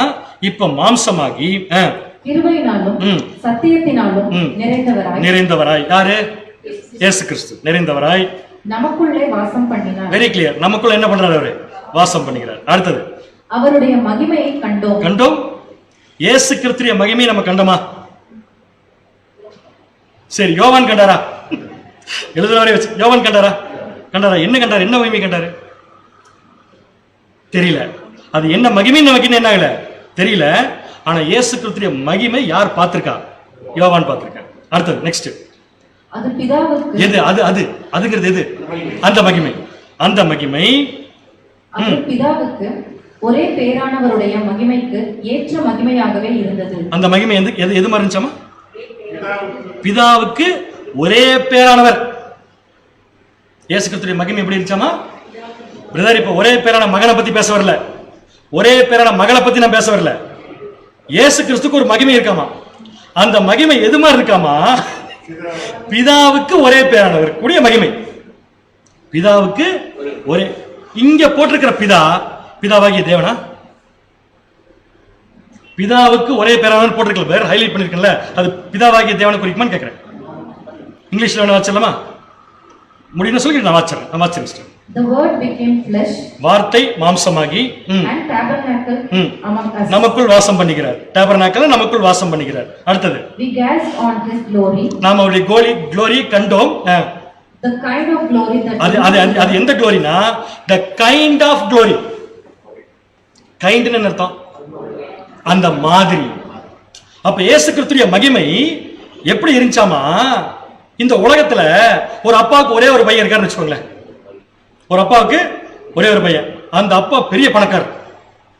இப்ப அந்த பையனுக்கு என்ன மகிமை இருக்குங்க? அப்பாவுடைய சொத்து பூரா யாருக்கு தான் சூட் ஆகும்? வாரிசு தான் சூட் ஆகும். அதை எப்படி சொல்றேன்னா, the kind of glory that belongs to the father's unique son. A kind of glory, not that exact glory. Exact glory இல்ல, கைண்ட் ஆஃப் க்ளோரினா அந்த மாதிரி. எந்த மாதிரி? ஒரு பெரிய பணக்காரர் இருக்காரு, யூனிக் சன் அவருக்கு இருக்கு, ஒரே பையன் தான் இருக்காரு. அந்த ஒரே பையனுக்கு அந்த அப்பா என்ன மகிமையை கொடுத்திருப்பாரு? கம்ப்ளீட்டா எல்லாத்தையும் கொடுத்திருப்பாரு அவருடைய சொத்தை. அந்த மகிமைக்கு ஏற்ற மகிமையா இருந்துச்சாமா. யாருடைய மகிமைன்னா நம்முடைய ஆண்டவராக இயேசு கிறிஸ்துடைய மகிமை. இன்னும் போய் பார்த்தோம்னா கீழே எப்படி இருக்குன்னு பார்த்தீங்கன்னா, ஒரு வாரிசுக்கு ஒரே ஒரு வாரிசு இருக்கிறப்ப ஒரு அப்பா அந்த ஒரே ஒரு வாரிசுக்கு கொடுக்கிற மகிமை ஈக்குவல் டு யாருடைய மகிமை? புரியல, திருப்பி கேட்கணுமா கொஸ்டின்? ஒரு உலகத்துல ஒரு அப்பா இருக்காரு, அவருக்கு ஒரே பையன் தான் இருக்காரு, அவர் பெரிய பணக்காரர். இப்ப அந்த அப்பா தன்னுடைய ஒரே பேரான குமாரனுக்கு என்ன மகிமை கொடுத்திருப்பாரு? பயங்கரமா கொடுத்திருப்பாரு, பெரிய மகிமை கொடுத்திருப்பாரு இல்லையா? தட் இஸ் ஈக்குவல் டு யாருக்கு கொடுக்கப்பட்ட மகிமை? இயேசு கிறிஸ்து. இப்ப சொல்லுங்க, அது இயேசு கிறிஸ்துவோட கம்பேர் பண்றதுக்காக சொல்லப்பட்ட ஒரு செயல். உலக பிரகாரமான ஒரு அப்பா ஒரு பெரிய பணக்காரர் இருக்கிறப்ப அவருக்கு ஒரே வாரிசு தான் இருக்கிறான்னா அவன் எப்படி இருப்பான்னு நம்ம பார்த்திருக்கோம். பார்த்திருக்கோம். அவன் கண்டிப்பா மோசமான நடத்தா இருப்பான் நமக்கு தெரிஞ்ச வரைக்கும். பட் நம்ம அதுக்கு போக வேண்டாம், பார்த்திருக்கோம்ல. அந்த அளவுக்கு இந்த அப்பா இந்த பையனுக்கு மகிமை கொடுத்திருக்காரு. புரியுதா? தட் இஸ் ஈக்குவல் டு தேவன் இயேசு கிறிஸ்து கொடுத்த மகிமை எப்படி இருக்குன்னு தெரியணுமா உங்களுக்கு? கேட்கிறேன், தெரியணும். அது எப்படி இருக்குன்னா, இந்த உலகத்துல ஒரு அப்பாவுக்கு ஒரே பையன் இருக்கான், அந்த அப்பா பயங்கரமான பணக்காரர் இருக்கார். அது எப்படி இருக்கார்? பணமே இல்லை, ஆனா மகிமை எப்படி கொடுத்திருப்பாரு? பயங்கரமா கொடுத்திருப்பாரு. அப்படின்னா தேவன் இயேசு கிறிஸ்துவுக்கு மகிமை தன்கிட்டு இருக்கிறதுல எவ்வளவு கொடுத்திருப்பாரு? அதுக்காக அந்த கம்பேரிசன் எவ்வளவு கொடுத்திருப்பாரு? எப்படி எல்லாங்கிறீங்க? ஒரு அப்பா, உலக பிரகாரமான அப்பா, ஒரே பையன் இருக்கிறப்ப 100% சொத்து என்ன பண்ணுவார்? எனக்கு என்ன அழகா யோவான் கம்பேர் பண்றாரு. அதே மாதிரிதான் உலகத்தை படைத்த கடவுள் சொல்றப்பயே நமக்கு அப்படியே மெய்சில் இருக்குது. உலகத்தை படைத்த கடவுளுக்கு ஒரே பையன். நிறைய பசங்க இருக்காங்க, ஆனா ஒரே பேரானங்கிற வார்த்தை யாருக்கு சூட் ஆகும்? இயேசு கிறிஸ்துக்கு மட்டும்தான். ஏன்னா ஒரு வாரிசு. நம்மளாம் பையனா இருந்தாலும் நம்ம என்ன முடியாது, இந்த வாரிசுக்குள்ள போக முடியாது. ஸோ தேவன் இயேசு கிறிஸ்துக்கு எவ்வளவு மகிமை கொடுத்திருக்காருன்னு பாத்தீங்கன்னா 100% கொடுத்திருக்காரு. அது 100 சொல்றதுக்கு பதிலா அழகா யோவான் இந்த உலகத்துல ஒரு அப்பா ஒரு பையனுக்கு, ஒரே பேரான பையனுக்கு என்ன கொடுப்பாரோ அதை என்ன பண்ணிருக்காராமா. இது உண்மையா இல்லையா? இப்ப சொல்லுங்க, இயேசு கிறிஸ்துக்கு தேவன் 100% மகிமை கொடுத்திருக்காருங்கிறத நம்ம எதை வச்சு ப்ரூவ் பண்ணலாம்? வசனத்தை வச்சு தான் ப்ரூவ் பண்ண முடியும். ஈஸியா ப்ரூவ் பண்ணிடலாம். எப்படி தெரியுங்களா? வாசிக்கலாம் பாருங்க. கொலேசியர் 1ஆம் அதிகாரம் 16ஆம் வசனம். கொலேசியர் 1ஆம் அதிகாரம் 16ஆம் வசனம். ஏனென்றால் அவருக்குள் சகலமும் சிருஷ்டிக்கப்பட்டது. ஒன்னே போது முடிச்சு. இந்த மாதிரி மகிமைய எந்த அப்பாவும் எந்த பையன் கொடுக்க மாட்டாங்க. திருப்பி அதை படிக்கலாமா? சகலமும் அவருக்குள் சிருஷ்டிக்கப்பட்டது. எவருக்குள் அப்படின்னு என்ன மீனிங்? அப்பாவுக்கு சிருஷ்டிக்க தெரியல. அப்பாவுக்கு சிருஷ்டிக்க தெரியல அப்படியா? அப்பாவுக்கு நல்லாவே சிருஷ்டிக்க தெரியும். அதுக்கு எக்ஸாம்பிள் தான் இயேசு கிறிஸ்து. ஆனாலும் அப்பா ஏன் எல்லாத்தையும் தனித்தனியா சிருஷ்டிக்கல? அதுதான் மகிமை. புரியுதா உங்களுக்கு என்னட்டு? ஒரு அப்பா பெரிய பணக்காரரு, அவருக்கு ஒரே பையன். உலகத்துல ஒரு பொருள் வாங்க போறாரு, யாரை கேட்டு வாங்குவாரு? அவரே வாங்கிக்குவாரா? யார் குடிப்பவர் கூட? கண்டிப்பா என் பையன். என் பையனுக்கு பிடிச்சாதான் இந்த வீடு, என் பையனுக்கு பிடிச்சாதான் இந்த காரு. இப்ப தேவன் என்ன பண்ணிருக்கான்னு புரிஞ்சா? இந்த உலகத்துல தேவன் படைத்த அத்தனை சிருஷ்டிப்புகளையும் அவருக்குள் படைச்சிருக்காரு. என்ன அர்த்தம் பாத்தீங்கன்னா, அவரு மாதிரியே படைச்சிருக்காரு. அதான பேர் மீனிங். அவருக்குள் படைச்சிருக்காரு. என்ன அர்த்தம்? எதுக்கு இயேசு கிறிஸ்து வச்சு படைக்கணும்? ஏன் தேவனுக்கு சரியா படைக்க தெரியாது? தெரியும். தேவன் என்ன எதிர்பார்க்கிறாருன்னா, அவர் படைச்ச இயேசு கிறிஸ்து வச்சு படைச்சா, அவர் இயேசு கிறிஸ்து எப்படி படைச்சு வச்சிருக்காரோ அதே மாதிரி இயேசு கிறிஸ்து மூலமா படைக்கப்பட்டதெல்லாம் இருக்கும் நம்புறாரு. அதனால சகலமும் அவருக்குள் என்ன பண்ணப்பட்டிருக்குது? சிருஷ்டி. இந்த மாதிரி மகிமைய யாருக்கும் தேவன் என்ன பண்ணது வரைக்கும் கொடுத்தது. இப்ப வாசிங்க தொடர்ந்து.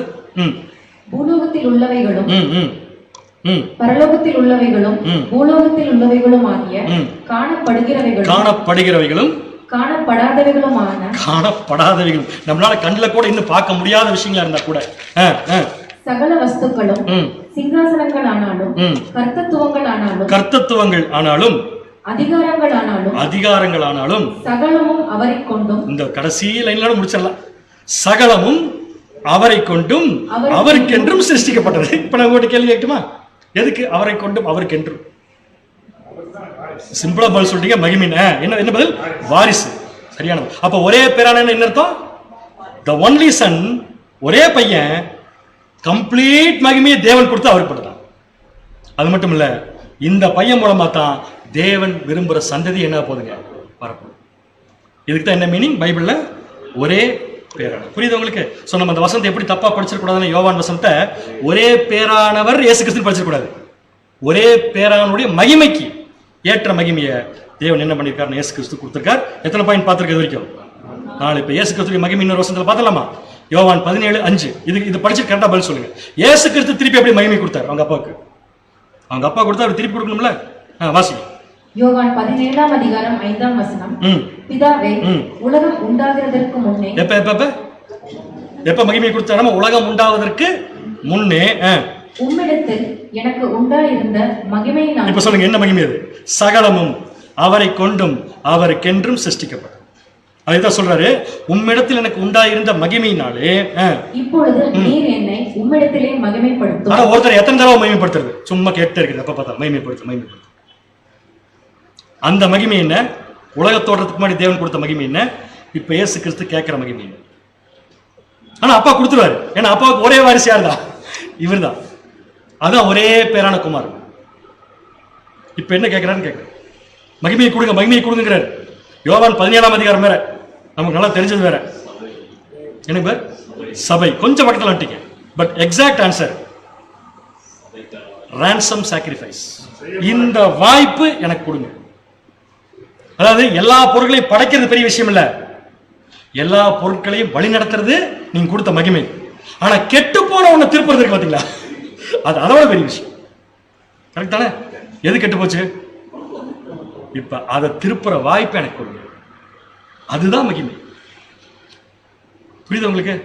ஸோ இந்த மகிமையை நம்மளால இமேஜின் பண்ணி கூட என்ன பண்ண முடியாது, பார்க்க முடியாது. இப்படிப்பட்ட ஒரு விஷயத்த பைபிள் ரைட்டர்ஸ் என்ன பண்ணிட்டாங்க, ஒரே பேரான்னு ஒரே வார்த்தையில் போட்டாங்க. அதுக்கு தான் இப்போ என்ன பண்றாங்க, எடுத்துலாம் பயங்கரமா விளக்கம் பார்க்குறாங்க. எடுத்து பார்த்து சகோதரி கண்டுபிடிச்சு எழுதியிருக்காங்க. அந்த அவங்க எழுதுன விஷயத்தை படிக்கிறதுக்கு ஒரு 6 தடவை திருப்பி படிச்சா கூட அண்டர்ஸ்டாண்ட் ஆகும் என்ன சொல்ல வராங்க. ஆனா அருமையா தேவன் என்ன பண்றாருன்னா, அவருடைய பிள்ளைகளுக்கு காலத்துக்கு ஏற்ற சத்தியத்தை கரெக்டா கொடுத்துட்டு இருக்காரு. இப்ப இயேசு கிறிஸ்து அந்த மகிமையை தேவன்கிட்ட இருந்து கேட்டு வாங்கிட்டார், ரான்சம் கொடுக்குற சாக்ரிஃபைஸ். அப்படி வாங்கினதுனாலதான் நமக்கு மகிமை கிடைக்குது. இப்பதான் நீங்க சொல்ல வர பாயிண்ட் வருது. சர்ச் வாசிக்கலாம் பாருங்க. பிலிப்பியர் 4:19. பிலிப்பியர் 4:19. என் தேவன் தம்முடைய ஐஸ்வரியத்தின்படி உங்கள் குறைகளை எல்லாம். உங்கள இப்ப யார நம்ம கிட்ட குறை இருக்கா இல்லையா? நம்ம ஒரே பேரான குமார் தேவனுக்கு நம்ம கிட்ட என்ன இருக்கு? இப்ப நம்முடைய குறைவை எல்லாம் கிறிஸ்து இயேசுவுக்குள் மகிமையிலே நிறைவாக்குவார். அரசியலின் மறுபடியும் படிங்க. கிறிஸ்து இயேசுவுக்குள் அவர் இல்லாம மகிமை கிடையாது. வாங்கிட்டார் தேவன்றது கேட்டு. இப்ப கிறிஸ்து இயேசுவுக்குள் அந்த மகிமையில தான் நம்மள என்ன பண்ணுவாரு. அப்ப இயேசு கிறிஸ்து நம்மளை இப்ப நிறைவாக்கிட்டு இருக்காரு இல்லையா? எந்த அடிப்படையில? எல்லாத்தையும் தேவன்கிட்ட கேட்டு வாங்கிட்டாரு. எல்லாத்தையும் தேவன் ஏன் கொடுத்தாரு? ஒரே பேரான குமார், நீ தான் அது கரெக்டான ஆளு அப்படின்னு சொல்லி கொடுத்தாரு. வாங்கி இப்ப இயேசு கிறிஸ்து யார் கொடுத்துட்டு இருக்காருன்னா நமக்கு கொடுத்துட்டு இருக்காரு. இது தெரியுமா எல்லாருக்குமே? இது எல்லாருக்குமே தெரியுமா? வாசிக்கலாம் பாருங்க. கொலேசியர் 1:27. கொலேசியர் 1:27. புறஜாதிகளுக்குள்ளே விளங்கிய இந்த ரகசியத்தில் உள்ள மகிமையின் ஐஸ்வரியம் பவுலுக்கு புரிஞ்சிருச்சு. மேட்டர் பவுலுக்கு கிளியரா புரிஞ்சிருச்சு. ஆனா வெளிப்படையா அவர் எழுதுறதுக்கு இன்னொரு பைபிள் வேணும். இதெல்லாம் சோ சொல்றாரு, இந்த ரகசியத்தின் மகிமையின் ஐஸ்வர்யம் யார் கொடுக்கப்பட்ட மகிமை? இயேசு கிறிஸ்து. அடுத்து யாருக்கு கிடைக்க போகுது? நமக்கு. அந்த மகிமையின் ஐஸ்வர்யம் இன்னதென்று தேவன் தம்முடைய பரிசுத்தவான்களுக்கு தெரியப்படுத்த சித்தமானார். சித்தமானதுனாலதான் இன்னைக்கு நமக்கு என்ன இருக்குது, எல்லாம் கிடைச்சிருக்கு. சித்தமானார். கிறிஸ்துவானவர். யார்? கிறிஸ்துவானவர் என்னவாக? மகிமையின் நம்பிக்கையார். புரிஞ்சா? அவர் கொடுத்த ransom sacrifice தான் இன்னைக்கு நம்மளெல்லாம் மனுஷனா மாத்திருக்கு. நம்மளாம் உட்கார்ந்து பைபிள் தொடர்றதுக்கு தகுதி அது மூலமா தான் கிடைச்சிருக்கு. இது அவங்க அப்பாட்ட கேட்டு வாங்கியிருக்காரு. இன்னொன்னு அவங்க அப்பாவே கொடுத்தாரு. எல்லாத்தையும் நீயே வச்சு உன்னை வச்சு நான் எல்லாத்தையும் உருவாக்குறேன்னு சொன்னாரு. இயேசு கிறிஸ்து சாகும்போது சொல்றாரு, அது மட்டும் மகிமையில தேவனே, கெட்டு போன உன்னை திருப்புறதா தேவனே பெரிய வேலைன்னு சொல்லிட்டு அதையும் வாங்கி செஞ்சுட்டு இப்ப அந்த கிரெடிட் ransom sacrifice தான் இப்ப நம்மளை நிறைவாக்குறதுக்கு என்ன பண்ணிட்டு இருக்காரு, இப்ப கொடுத்துட்டு இருக்காரு. சப்ஜெக்டோட தலைப்பு என்ன படிச்சுட்டு உட்காந்து ransom பத்தி படிச்சுட்டு எத்தனை சம்பவங்கள் பார்த்துருக்கோம் இது வரைக்கும்? 5 டக்குன்னு எழுதி காமிச்சில்ல உடனே 4 தான் பார்த்துருக்கோம். அடுத்து போனோமா 5வது. அதுதான் நம்பர் வேற போட்டு வச்சிருக்கிறேன். இனிமேல் நீங்க மடமடன்னு சொல்லிடுவீங்க, டக்கு டக்கு டக்கு எல்லாமே சொல்லிடுவீங்க. வாசிங்க. இது இயேசு கிறிஸ்து சம்பந்தப்பட்ட ஒரே பேரான. இது இயேசு கிறிஸ்து சம்பந்தப்பட்ட ஒரே பேரான. மொத்தம் 9 தடவை வந்திருக்குன்னு சொன்னா இயேசு கிறிஸ்துக்கு எத்தனை தடவை வந்திருக்கு? 4. 1 ஏற்கனவே என்ன பண்ணிட்டப்ப பார்த்துட்டோம். இன்னும் இயேசு கிறிஸ்து சம்பந்தப்பட்டது எத்தனை பார்க்கணும்? 3 வாக்கு. அதுல இதுதான் வாசிங்க. யோவான் 1:18 தேவனை ஒருவனும் ஒரு காலம் கண்டதில்லை. 100% ஷூர். தேவனை ஒருவரும் ஒரு காலம் என்ன பண்ணதில்லை? கண்டதில்லை. உண்மைதானே பிரதர்? இல்ல யாராவது பார்த்திருக்கோமா நம்ம ஏதாவது? கண்டதில்லை. சரி, ஓகே. அடுத்து நெக்ஸ்ட். பிதாவின் மடியில் இருக்கிற நல்லா கவனிங்க. பிதாவின் மடியில் இருக்கிற ஒரே பேரான குமாரனை வெளிப்படுத்தினார். சிம்பிளா படிச்சு போயிட்டு வச்சுக்கோங்க, வசனம் ஒண்ணுமே தெரியாது. பிதாவின் மடியில் இருக்கிற குமாரன் சொல்லிட்டு போயிருந்தா பிரச்சனை இல்லை. பிதாவின் மடியில் இருக்கிற ஒரே பேரான குமாரனே அவரை நமக்கு என்ன பண்ணாராமா? வெளிப்படுத்தினார். இதுக்கு என்ன பேர் மீனிங்? இந்த ஒரே பேரான, இது வரைக்கும் ஒரே பேரானங்கிறதுக்கு என்னெல்லாம் படிச்சுமா அதை வச்சுக்கினா கண்டுபிடிச்சிடலாம். ஏன்னா இங்கிலீஷ்ல வேணா போட்டு காமிக்குமா உங்களுக்கு? கேஜேவில வாசிக்கலாம் பாருங்க எப்படி இருக்குன்ட்டு. கொஞ்சம் அதிர்ச்சியா இருக்கும். Thank you. No man had seen God at any time. Yes. No man hath seen God at any time. அடுத்து The only begotten son. Only begotten. வந்துருச்சா? ஒரே பேரான குமாரன். Which is in the bosom of the Father. பிதாவின் மடியில் இருக்கிற ஒரே பேரான குமாரனே. He had declared him. அப்படியே தமிழ் வார்த்தை இங்கிலீஷ்ல போட்டிருக்கேன். ஏன்னா ரெண்டுமே கேஜேவி தான். இப்போ ஒன்று போட போறேன். அடுத்த டிரான்ஸ்லேஷன் அதையும் என்னங்கிறத பார்த்துடலாம். ESV. அதிர்ச்சி தாங்கிக்கோங்க கொஞ்சம். No one has ever seen God. Right. யார் இது வரைக்கும் தேவனை பார்த்ததில்லை. அடுத்தது The only God. The only God. அடுத்தது Who is at the Father's side. அந்த God எங்க இருக்காரமா? ஃபாதர்ஸ் உடைய சைடுல. என்ன சொல்லுதுன்னு புரியுத வசனம்? கீழே போட்டிருக்கிற காட் யாரு? நம்முடைய ஆண்டவராக இயேசு கிறிஸ்து. அப்ப தமிழ்ல எப்படி வந்திருக்கும் இந்த வார்த்தை? மேல தேவனை ஒருவரும் ஒரு காலம் கண்டதில்லை, பிதாவின் மடியில் இருக்கிற ஒரே தேவனே அவரை வெளிப்படுத்தினார் வந்திருக்கணும். கரெக்டா? மேல படிச்சேன், கரெக்டா கவனிச்சிங்களா? எப்படி வந்திருக்குன்னு தெரியுமா? தேவனை ஒருவர் ஒரு காலம் கண்டதில்லை, பிதாவின் மடியில் இருக்கிற ஒரே தேவன், ஒரே பேரான தேவனே அவரை என்ன பண்ணாரு? வெளிப்படுத்த. அப்ப நமக்கு மொத்தம் எத்தனை தேவன்? 2. நமக்கு மொத்தம் எத்தனை தேவன்? எக்கச்சக்கமான தேவன் இருக்கு. நீங்க வேற பைபிள் எத்தனை தேவன் இருக்கு தெரியுமா? வாசிக்கலாம் பாரு. யோவான் 10:34-35. யோவான் 10:34 இயேசு அவர்களுக்கு பிரதியுத்தரமாக தேவர்களாய் இருக்கிறீர்கள் என்று நான் சொன்னேன் என்பதால் உங்கள் வேதத்தில் எழுதி இருக்கவில்லையா? எத்தனை தேவர்கள் பேர் இருக்காங்க? நிறைய இருக்கிறாங்க. யார் யாரெல்லாம் தேவர்கள்? வாசிங்க. அடுத்தது 35.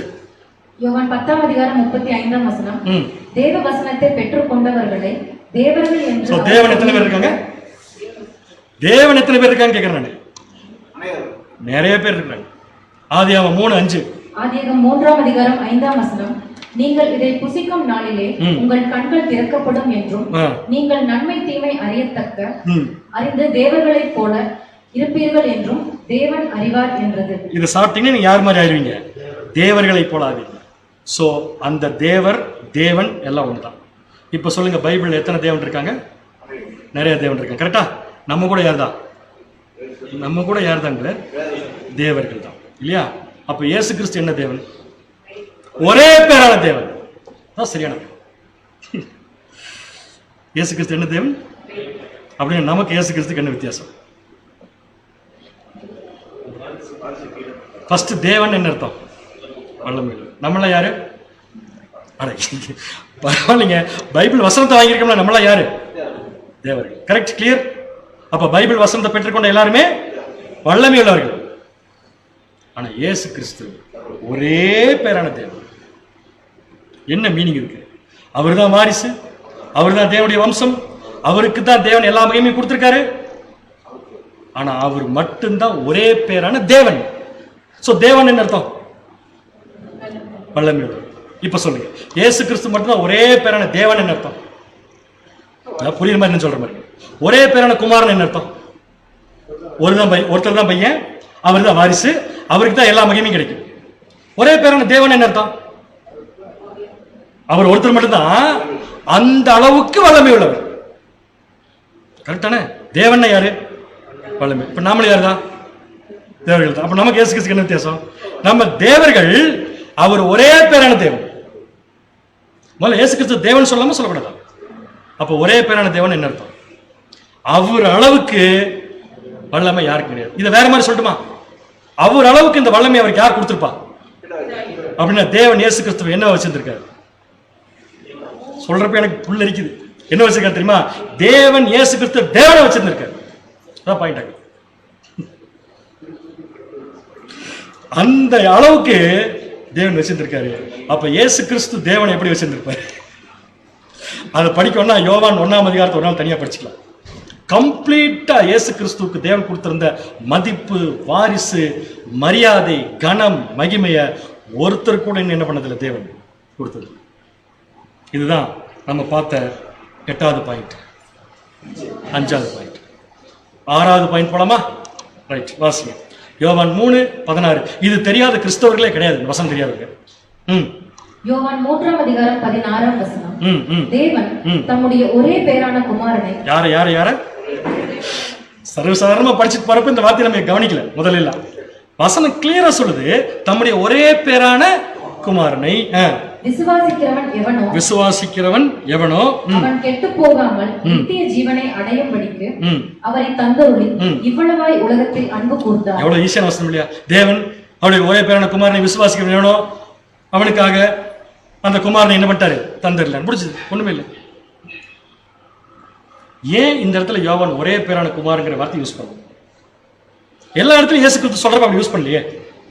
பர்டிகுலரா சில இடத்துல யூஸ் பண்ணியிருக்காரு, அதுல இது ஒண்ணு. ஏன் இந்த இடத்துல ஒரே பேரான குமாரங்கிற வார்த்தை யூஸ் பண்ணும்? படிச்சுட்டு அர்த்தம் சொல்லுங்க பார்க்கலாம். கரெக்டா நான் வேணா க்ளூ தந்துறேன் உங்களுக்கு எல்லாம். முதல்ல இயேசு கிறிஸ்து தேவனுக்கு ஒரே வாரிசு, ஒரே எல்லா மகிமையும் தேவனோடது இயேசு கிறிஸ்தா கொடுத்திருக்காரு. இயேசு கிறிஸ்து மூலமா தான் வம்சம் வரப்போம். அடுத்த பாயிண்ட் கொடுத்துறேன். என்னதுக்கு அடுத்த பாயிண்ட்? வல்லமையோடு. இப்ப சொல்லுங்க. தம்முடைய ஒரே பேரான குமாரனை விசுவாசிக்கிறவன் எவனோ அவன் கெட்டு போகாமல் நித்திய ஜீவனை தந்தரலான்னு சொல்றா. தேவன் தம்முடைய குமாரனை விசுவாசிக்கிறவன் எவனோ அவனை கெட்டு போகாமல் நித்திய கொண்டு போயிடலாம். எதுக்கு அங்க ஒரே பேரான? அவர் ஒரே பையனும் இல்லை. என்ன மீனிங்க? கொஞ்சம் பக்கத்தில் விட்டீங்க. என்னதுங்களா அர்த்தம்? ஒரு அப்பா இருக்காரு, உதாரணம் சொல்றேன். அவருக்கு ஒரே ஒரு பையன். அந்த அப்பா உலகத்திலே பெரிய பணக்காரர். இப்ப அந்த அப்பா அந்த பையனுக்கு தன்னுடைய எல்லாத்தையும் கொடுத்துருவார்ல. இன்னைக்கு கொடுக்காது, இன்னொரு நாள் கொடுத்துருவாரு. உயிர் எழுதி வச்சிருப்பாரு. உயிர் என்னன்னு நான் செத்து போனதுக்கு அப்புறம் ஒரு 50% இவனுக்கு கொடுங்க, மிச்சம் என்ன சொல்லுவாரு? 100% சொல்லிருப்பார்ல. அப்ப அந்த பையன் சொத்து வரத்துக்கு முன்னாடியே எப்படி இந்த உலகத்துல ஜீவிப்பான், எப்படி இருப்பான்? உலகத்துல ஃபுல் இதுதான்.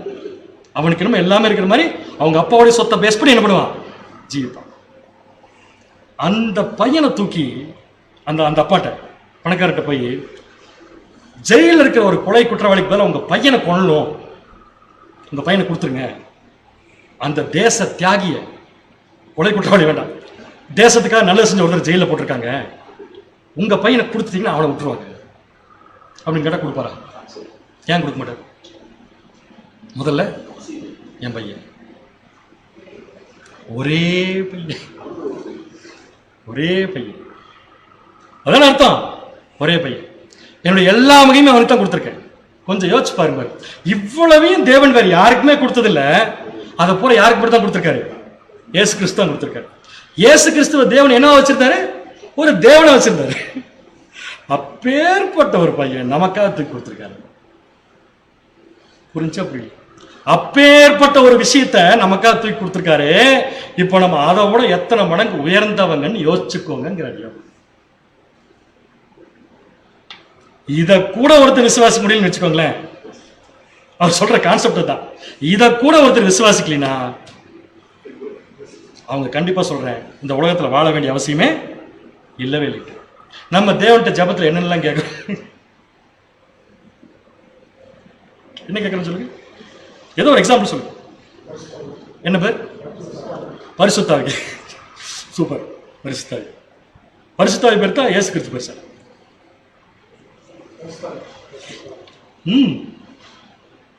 சண்டே சப்ஜெக்ட்ல பார்க்கலாம் அந்த கொஸ்டின் விடை. பரிசுத்தாவி பெருசா இயேசு கிறிஸ்து? அந்த கேள்வியும் மேல தப்பு. ஷூர். அப்ப இயேசு கிறிஸ்து இல்லாம பரிசுத்தாவி நமக்கு வந்துடும். நான் போய் உங்களுக்கு அனுப்புறேன் இருக்கார் இயேசு கிறிஸ்து. அப்ப ஒரு போலினா இப்பதான் படிச்சோம். அப்பாவுக்கு சொந்தமான 100% யாருக்கு? அப்ப எப்படி பரிசுத்தாவிக்கு பங்கு போடுவார்? ரைட். அப்ப இயேசு கிறிஸ்து இல்லாம நமக்கு எந்த ஆவி கூட வராது. பரிசுத்த ஆவி கூட வராது. இப்ப நம்ம ஜெபத்துல பரிசுத்த ஆவி கேட்டு நான் தப்புன்னு சொல்ல வரல, நல்லதுதான், சூப்பர் கொஸ்டின். ஏன்னா சுயநலமா கேட்காம எதை கேட்கறோம், நம்ம கைடன்ஸ் கேட்கறோம், நல்லதுதான். தேவன் சொல்றாரு பரிசுத்த ஆவி தானே கேட்டீங்க, கட்டாயமா கொடுப்பேன். ஏன் தெரியுமா, ஏன் தெரியுமா, இங்க பாருங்க ரோமர் 8:32. ரோமர் 8:32 தம்முடைய சொந்த குமாரன் என்றும் பாராமல். அதுதான் பாயிண்ட். சொந்த குமாரன் இடத்துல இப்ப நம்ம என்ன போட்டுக்கலாம், ஒரே பேரான குமாரன் என்றும் பாராமல். நம்ம எல்லாருக்காகவும், யாருக்காகவும், நம்ம எல்லாருக்காகவும் அவர் என்ன பண்ணிருக்காரு, ஒப்பு கொடுத்தவர். அவருடைய கூட மற்ற எல்லாவற்றையும் நமக்கு அருளாதிருப்பதுபடி அவரையே கொடுத்துட்டாருன்னா மத்ததெல்லாம் என்ன பண்ணிடுவாரு. புரிஞ்சு உங்களுக்கு என்ன சொல்றேன்னு? அப்ப தேவன் நம்ம கொடுக்க வேண்டிய எல்லாத்தையும் என்ன பண்ணிட்டாரு, ஒட்டு மொத்தமா இயேசு கிறிஸ்துக்குள்ள வச்சு இயேசு கிறிஸ்து நம்ம கொடுத்துட்டாரு. இதை விசுவாசிக்கிறவன் தான் நித்திய ஜீவனை என்ன பண்ண முடியும், அடைய முடியுங்கிறத யோவான் ரொம்ப கிளியரா என்ன பண்றாரு சொல்லிட்டு இருக்காரு. சோ 7th எக்ஸாம்பிள் யோவான் 3:18. அடுத்தடுத்த வசனமே இதை விசுவாசிக்காதவனுக்கு வாசிங்க. யோவான் 3:18.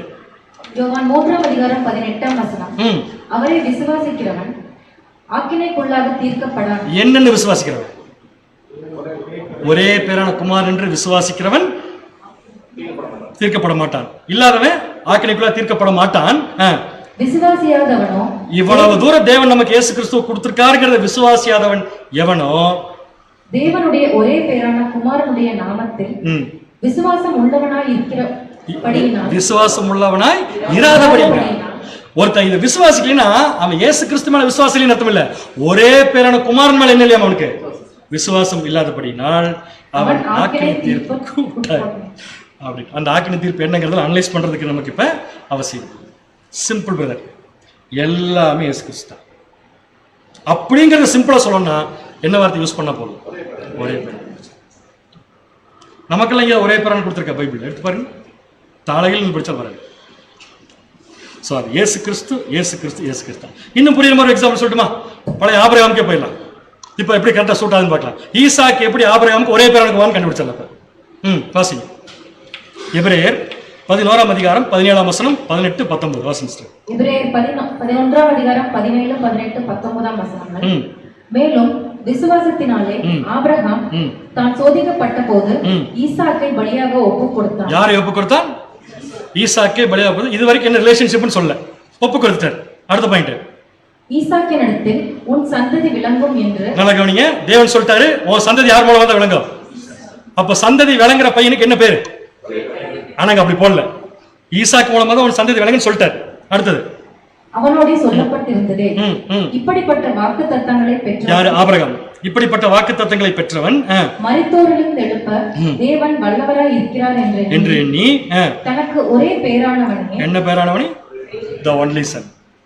அந்த ஒன்லி சன் யாரு? ஈசாக்கு. அப்ப ஈசாக்கு ஆபிரகாமுக்கு ஒன்லி சன்னா? மாம்சத்துல இல்ல, இப்ப நம்ம படிச்சு வந்துட்டோம் கரெக்டா. வாரிசு. எந்த வாரிசு? மேல இருக்கு பாருங்க, ஈசாக்கின் இடத்துல தான் உன் சந்ததி என்ன பண்ணும், விளங்கிட்ட.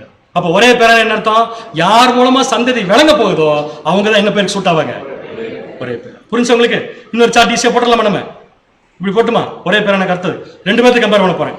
ஃபர்ஸ்ட் நான் யாரை கம்பேர் பண்றேன்னு வச்சு செகண்ட் நீங்க யாரும் கண்டுபிடிச்சிடலாம். படிச்ச வசனத்தை வச்சுட்டு ஆபிரகாம், ஆபிரகாமுடைய சந்ததி, இடையில யார் இருந்தா தான் வருது? சூப்பர். யார் இருந்தா வரும்? ஈசாக். அப்படின்னு என்ன சொல்ல வரேன்? இஸ்மாயில் போட்ட வருமா? ஏன் இஸ்மாயில் முதல்ல பிறந்துட்டார்ல, ஆபிரகாம் நிறைய பசங்க பிறந்தாங்க, ஏன் ஈசாக்க போட்டா மட்டும்தான் பொருந்தோம்? அவர் தான் வாக்குத்தத்தம் பண்ணப்பட்டவர். அப்ப வாக்குத்தத்தம் பண்ணப்பட்டவருக்கு என்ன பேரு? ஒரே பேரான. அப்ப ஈசாக்கு பலி கொடுன்னு சொல்லி ஆபிரகாம்ட்ட தேவன் எப்படி கேட்பாரு? ஒரே பேரான குமாரனே எனக்கு என்னவா கொடு. அப்ப ஆபிரகாமுடைய பையன் ஈசாக்கு வந்தா தான் ஆபிரகாமுடைய சந்ததி வழங்கும். அடுத்து நான் என்ன சொல்ல போறேன்னு சொல்லுங்க. கரெக்ட். தேவன் தேவ பக்தி உள்ள சந்ததி, இடையில யார் வரணும்? இயேசு கிறிஸ்து. அப்ப இயேசு கிறிஸ்து தேவனுக்கு என்ன? ஒரே பேரான குமாரன். எந்த அடிப்படையில்? அவரை தவிர இந்த விஷயத்தை யாரால என்ன பண்ண முடியாதுங்க, செய்ய முடிஞ்சா. 8 முடிச்சிட்டோம், கடைசி 9. 1 யோவான் 4:9. 1 யோவான் 4:9 தம்முடைய ஒரே பேரான குமாரனாலே. அவ்வளவுதான் வருது. இனிமேல் ஒரே பேரானங்கிற வார்த்தை இல்லை, 9மே படிச்சிட்டோம் நம்ம. தம்முடைய ஒரே பேரான குமாரனாலே நாம் பிழைத்திருக்கும்படி தேவன் அவரை இவ்வுலகத்திலே அனுப்பினதினால் தேவன் அன்பு வெளிப்பட்டது. தேவன் அவரை உலகத்தினால் என்ன பண்ணியிருக்காரு? அனுப்பினதினால் தேவன் நம் மீது வைத்த அன்பு வெளிப்பட்டது. மீனிங் சொல்லுங்க, இதுக்கு அப்படியே படிச்சு உங்களுக்கு தெரியும் இல்ல? இப்ப நம்ம படிச்சிட்டோம்ல ஒரே பேரான குமாரன் என்ன அர்த்தம்? இப்ப சொல்லுங்க, விளக்க சொல்லுங்க. சிம்பிளா முடிச்சிட்டீங்க. எப்படி தெரியுமா? அதாவது கீழே படிக்கிற பாருங்க. நாம் பிழைக்கும் படிக்கு அங்கிருந்து ஆரம்பிக்கணுமா? நாம் பிழைக்கும் படிக்கு தேவன் இயேசு கிறிஸ்துவை அனுப்பினதுனால் நம்ம மீது வைத்த அன்பு வெளிப்பட்டது. யாருங்க அனுப்பினார் கேட்டா, அவர் இருக்கிற எல்லாத்தையும் அனுப்பிச்சிட்டார். அவர் இருக்கிற எல்லாத்தையும் அனுப்பிச்சிட்டார் என்ன அர்த்தம்? அவர் எல்லாத்தையும் யாரு கொடுத்திருந்தாலும் அவரே அனுப்பிச்சிட்டார். அவ்வளவுதான் முடிச்சு. அதனால எது வெளிப்பட்டிருக்கு நமக்கு அப்படின்னு என்ன மீனிங் புரிஞ்சுக்கலாம். நம்ம தேவன் இயேசு கிறிஸ்துவையே நமக்காக கொடுத்திருக்காருன்னா நம்ம மேல எவ்வளவு அன்பு வச்சு. சரிங்களா? இதே சாப்டர்ல யோவான் நம்மளை பத்தி பேசுறாரு. ஆனா அங்க ஒரே பேரானங்கிற வார்த்தை இல்லை. 1 யோவான் 4:7. 1 யோவான் 4:7 பிரியமானவர்களே, நல்லா இருக்கு கேட்கறதுக்கு. பிரியமானவர்களே, ஒருவரில் ஒருவர் அன்பாய் இருக்க கடவோம். அதெல்லாம் கரெக்டா இருப்போம். அடுத்தது, ஏனெனில் அன்பு தேவனால் உண்டாயிருக்கிறது. சூப்பர். அன்பு யாரால் உண்டானது? என்னை கேட்டா நான் வேற மாதிரி பதில் சொல்லு. அன்பு தேவனால் தான் உண்டாச்சு. ஆனா அன்பை கூட தேவன் யாரை வச்சு உருவாக்குறாருன்னு இயேசு கிறிஸ்து. அப்ப அன்பு இருக்கு, எப்படி இருக்கிறது யாரை பார்த்து கண்டுபிடிச்சிடலாம்? அந்த இயேசு கிறிஸ்து நமக்காக கொடுத்தாரு. அப்ப நம்ம எந்த அளவுக்கு அன்பா இருக்கணும்? சரி, ஓகே. அன்புள்ள எவனும் தேவனால் பிறந்து. அப்ப நம்மளும் தேவனால் என்ன பண்ணிருக்கோம்? பிறந்திருக்கோம். ஆனா ஒரே பேரான குமாரன் நமக்கு போட்டிருக்கீங்க. சோ யார் மட்டும் தான் ஒரே பேரான குமாரன்? நம்முடைய ஆண்டவராகிய இயேசு கிறிஸ்து. புரியுதா உங்களுக்கு? ஸோ ஒரே பேரானங்கிறதுக்கு என்னெல்லாம் அர்த்தம்? அப்போ அப்படியே இங்கிலீஷில் நான் படித்த அந்த கமெண்ட்ரி அப்படியே போடுறேன், நீங்கள் அப்படியே புரிஞ்சுக்கோங்க. ஒரே பேரானங்கிறதுக்கு முதல்ல என்ன அர்த்தம்னா, the word always refers to the being who is at the center of it all. யார் ஒருத்தர் எல்லாத்துக்கும் மையக்கருவா இருக்காரோ அவருக்கு பேர் ஒரே பேரான அர்த்தம். தேவனுடைய திட்டத்தில், மற்ற நினைச்சுக்க வேண்டாம், காட்ஸ் பிளான்ல. Second point, it refers to the being who is at the undisputed heir. யார் ஒருவர், டிஸ்பியூட்னா கலவரம், டிஸ்பியூட்டுக்கு என்ன சொல்லலாம்? டிஸ்பியூட்னா வாக்குவாதம், சண்டை, கூச்சல், குழப்பம், பிரச்சனை இல்லாத வாரிசு ஒன்று இருக்கு இல்லையா? வாரிசுன்றதாலே பிரச்சனை வரும். 2-3 வாரிசு இருந்தா பிரச்சனை வரும். ஒரே ஒரு வாரிசு இருந்தா பிரச்சனை. அது அன்டிஸ்பியூட்டட் ஹேர், பிரச்சனையே இல்லாத ஒரு வாரிசு. ஏன்னா தேவன் இதை யாருக்குமே என்ன பண்ண மாட்டாரு, கொடுக்க மாட்டார், இயேசு கிறிஸ்து. அடுத்தது, it refers to the being who, while perhaps not only are the first child in the family, அதாவது ஒரு குடும்பத்தில் முதல் பிறந்தவங்களையோ ஒரே ஒருத்தர் தான் பிறந்திருக்காங்களோ அவங்களே இது குறிக்காம, is the person through whom all promises, all inheritance and all powers are channeled. ஒரு குடும்பத்தில் பிறந்த ஒரு பையனையும் முதல் பையனையும் அது குறிக்காது. ஒரு குடும்பத்தில் பிறந்த யாருனால அந்த குடும்பத்தில் இருக்கவங்களுக்கெல்லாம் வாக்கு தத்தங்களும் இன்ஹெரிட்டன்ஸ், வாக்கு தத்தங்களும் பவர், வல்லமையும் ஆளுகையும், அது இன்ஹெரிட்டன்ஸ், ஆளுகையும் யார் மூலமா போகுதோ அவங்க தான் யாருன்னு சொல்லி பார்த்தீங்கன்னா ஒரே பேரான. அப்ப இயேசு கிறிஸ்துவுக்கு மட்டும்தான் அந்த டைட்டில் சூட் ஆகும். எந்த டைட்டில்னா ஒரே பேரான. மற்றவங்களுக்கு சூட் ஆகும். அதுக்கு எக்ஸாம்பிள் பார்த்தோம். அது எந்த அடிப்படையில் கேட்டீங்கன்னா வாரிசு. அவங்க மூலமா தான் என்ன வரப்போகுது, சந்ததி வரப்போகுதுன்னு பார்த்துட்டோம். கரெக்டுங்களா? இயேசு கிறிஸ்துக்கு வேற ஏதாவது இந்த முதற் பேனார் இருந்து சரி பாருங்க, நானே சொல்லிட்டேன், சரி போட்டேன். எபிரேயர் 1:6, இங்கே ஒரு பேர் இருக்கு. இதுக்கு அதுக்கு என்ன வித்தியாசம் சொல்லுங்க. எபிரேயர் 1:6. எபிரேயர் 1:6 மேலும் தமது முதல் பேரானவரை உலகத்தில் பிரவேசிக்க செய்த போது தேவதூதர்கள் யாவரும் அவரை தொழுது கொள்ள கடவர்கள். இது யாரை பற்றி சொல்லப்பட்ட வசனம்? இயேசு கிறிஸ்து. இங்க என்ன போட்டிருக்கவர? அப்போ ஒரு ஒரே பேரானவரை முதற் பேரானவர் ரெண்டு ஒண்ணா? ஒரே பேரானவரும் முதற் பேரானவரும் ஒன்னான்னு கேட்கிறேன். கிடையாது. முதல் பேரானவர் என்ன அர்த்தம்? ஃபர்ஸ்ட் ஓட்டப்பந்தயத்தில் முதல் வரவர் யாரு? முதல் பேரானவர். புரியுது என்ன சொல்லிட்டு? முதல். ஏன்னா இந்த பேர் யாருக்கு சூட் ஆகும்னா நமக்கு சூட் ஆகும். யாக்கோபு 1:18. யாக்கோபு 1:18 அவர் சித்தம் கொண்டு தம்முடைய சிருஷ்டிகளில் நாம் முதற் பலன் ஆவதற்கு. அப்ப முதற் பலன்கிறது யாருக்கு சூட் ஆகும்? நமக்கு சூட் ஆகும். எப்படி? இந்த உலகத்துல பிறந்த சந்ததியில ஃபர்ஸ்ட் பூமியிலிருந்து மீட்டுக்கொள்ள போற முதற் பலன்கள் யாருங்க? நம்ம தான். அப்போ முதற் பலன்கிறது எல்லாருக்கும் சூட் ஆகும், இயேசு கிறிஸ்துக்கு சூட் ஆகும். ஒரே பேரானுங்கிற வார்த்தையும் எல்லாருக்கும் சூட் ஆகும், இயேசு கிறிஸ்து சூட் ஆகும். ஆனா தேவன் இயேசு கிறிஸ்து கொடுத்திருக்கக்கூடிய அந்த சொத்து, அந்த மகிமை, அந்த மதிப்பு வேற யாருக்கு என்ன பண்ணாதுங்க, பொருந்தவே பொருந்தும். என்ன கிரீக் வேர்டு சொன்ன இந்த வார்த்தைக்கு, ஒரே பேரானுக்கு? மோனோஜெனஸ். ஞாபகம் வச்சுக்கோங்க, மோனோஜெனஸ். அந்த 9 யூசேஜ் நம்ம என்ன பண்ணிட்டோம், எடுத்து பார்த்துட்டோம். ஸோ நாம் ஒரே பேரானவர்கள் அப்படிங்கிறது உலகத்தில் வேணால் நம்ம ஒரு அப்பாவுக்கு பிறந்திருந்தா சூட்டாகுமே தவிர, இயேசு கிறிஸ்து தேவனை பார்த்து சொல்கிற முறைப்பேரானவர், ஒரே பேரானவர் அப்படிங்கிற வார்த்தைக்கு அது என்ன ஆகாதுங்க, சுத்தமாக சூட்டாகவே சூட்டாகாது. கொலேசியர் 2ஆம் அதிகாரம் 9ஆம் வசனம். கொலேசியர் 2ஆம் அதிகாரம் 9ஆம் வசனம். ஏனென்றால் தேவத்துவத்தின் பரிபூரணம் எல்லாம் சரீர பிரகாரமாக அவருக்குள் வாசமாய் இருக்கிறது. இந்த வார்த்தை அவருக்கு மட்டும்தான் சொல்றாரு. யாருக்கு? நம்முடைய ஆண்டவராகிய இயேசு கிறிஸ்து. ஸோ அவர் தான் இந்த அடிப்படையில் ஒரே பேரான குமாரன் அப்படிங்கிற வார்த்தைக்கு என்ன ஆகிறாருங்க, இருப்பார் சொந்தக்காரராக. சரிங்களா? ஸோ நம்ம ஒரே பேரானவர்களா, முதற் பேரானவர்களா? முதற் பேரானவர்கள். நம்ம ஒரே பேரானவர்கள் ஆக முடியுமா? ஆகலாம். நம்ம பிறப்பு பூமியில் பிறக்கிறப்ப என்ன ஆகலாம். ஆனா தேவன் இயேசு கிறிஸ்து கொடுத்திருக்கிற அந்த வார்த்தை இருக்கு இல்லையா, ஒரே பேர் அப்படிங்கிற மகிமை கட்டாயமா சொல்றேன், நம்மளால நினைச்சு பார்க்கறதுக்கும் அதை பேசுறதுக்கும் அதை கேட்கறதுக்குமே நமக்கு தேவன் கொடுத்த கிருபை தான் அப்படிங்கிறத நம்ம புரிஞ்சுக்கலாம். தேவன் தாமே நம் அனைவரையும் ஆசீர்வதித்து வழிநடத்தி வராங்க.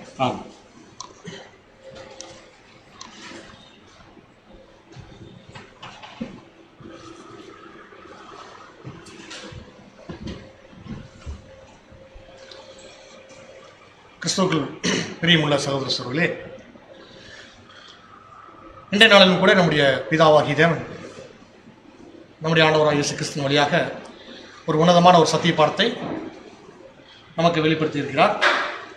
சகோதர வாயிலாக முதற் பேரான அப்படின்ற ஒரு வார்த்தை, அதுக்குரிய விளக்கங்கள், அவைக்குரிய படிப்பினைகள் நமக்கு அநேகம் இந்த பாடத்தின் வாயிலாக கிடைச்சிருக்குங்க. இதில் புரிந்து கொள்ளக்கூடிய விஷயம் என்னன்னு கேட்டிங்கன்னா,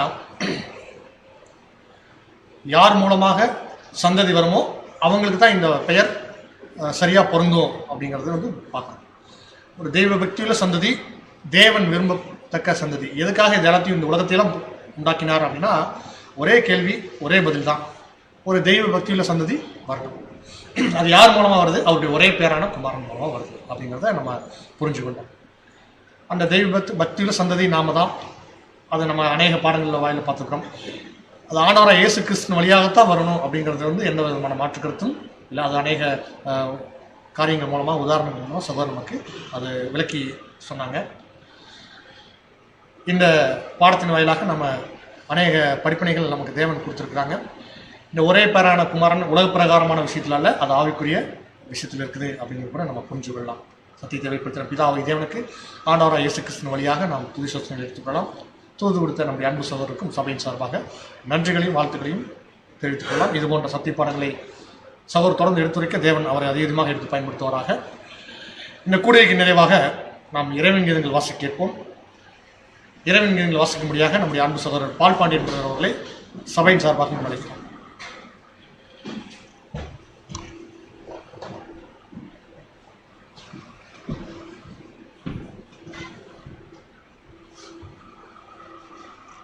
இன்றைய நாளுக்கான இறைவன் கீதங்கள் அக்டோபர் 9. என் ஆத்மாவே கர்த்தரை ஸ்தோத்திரி, அவர் செய்த சகல. இந்த தீர்க்க தரிசன சங்கீதம் அதிக அர்த்தத்தை கொடுக்கிறது. ஆவிக்குரிய இஸ்ரவேலர் இப்போது புது சிருஷ்டியாக இருக்கிறார்கள். இந்த பொக்கிஷத்தை மண்பாண்டத்தில் பெற்றிருக்கிறார்கள். தேவனோடு ஒப்புரவாகுதல், அவரது மன்னிப்பு, அவரது சுகமாக்குதல் ஆகியவற்றை புது சிந்தை உணர்கிறது. தேவ திட்டப்படி அழைக்கப்பட்ட ஒவ்வொருவருக்கும் தேவனால் நன்மைக்கு எதுவாக எல்லாம் நடக்கிறது. இதே சிந்தனையில் அப்போஸ்தலனாகிய பவுலும், பலவீனமாய் விதைக்கப்படும் பலமுள்ளதாய் எழுந்திருக்கும், கனவீனமாய் விதைக்கப்படும் கனமுள்ளதாய் எழுந்திருக்கும், ஜென்ம சரீரமாக விதைக்கப்படும் ஆவிக்குரிய சரீரமாக எழுந்திருக்கும் என்றார். அவர் இருக்கிற வண்ணமாகவே நாம் அவரை தரிசிப்பதால் நாம் அவருக்கு ஒப்பாயிருக்கிறோம். அவரது மகிமையில் பங்கு பெறுவோம் என்பதே. ஆமென்.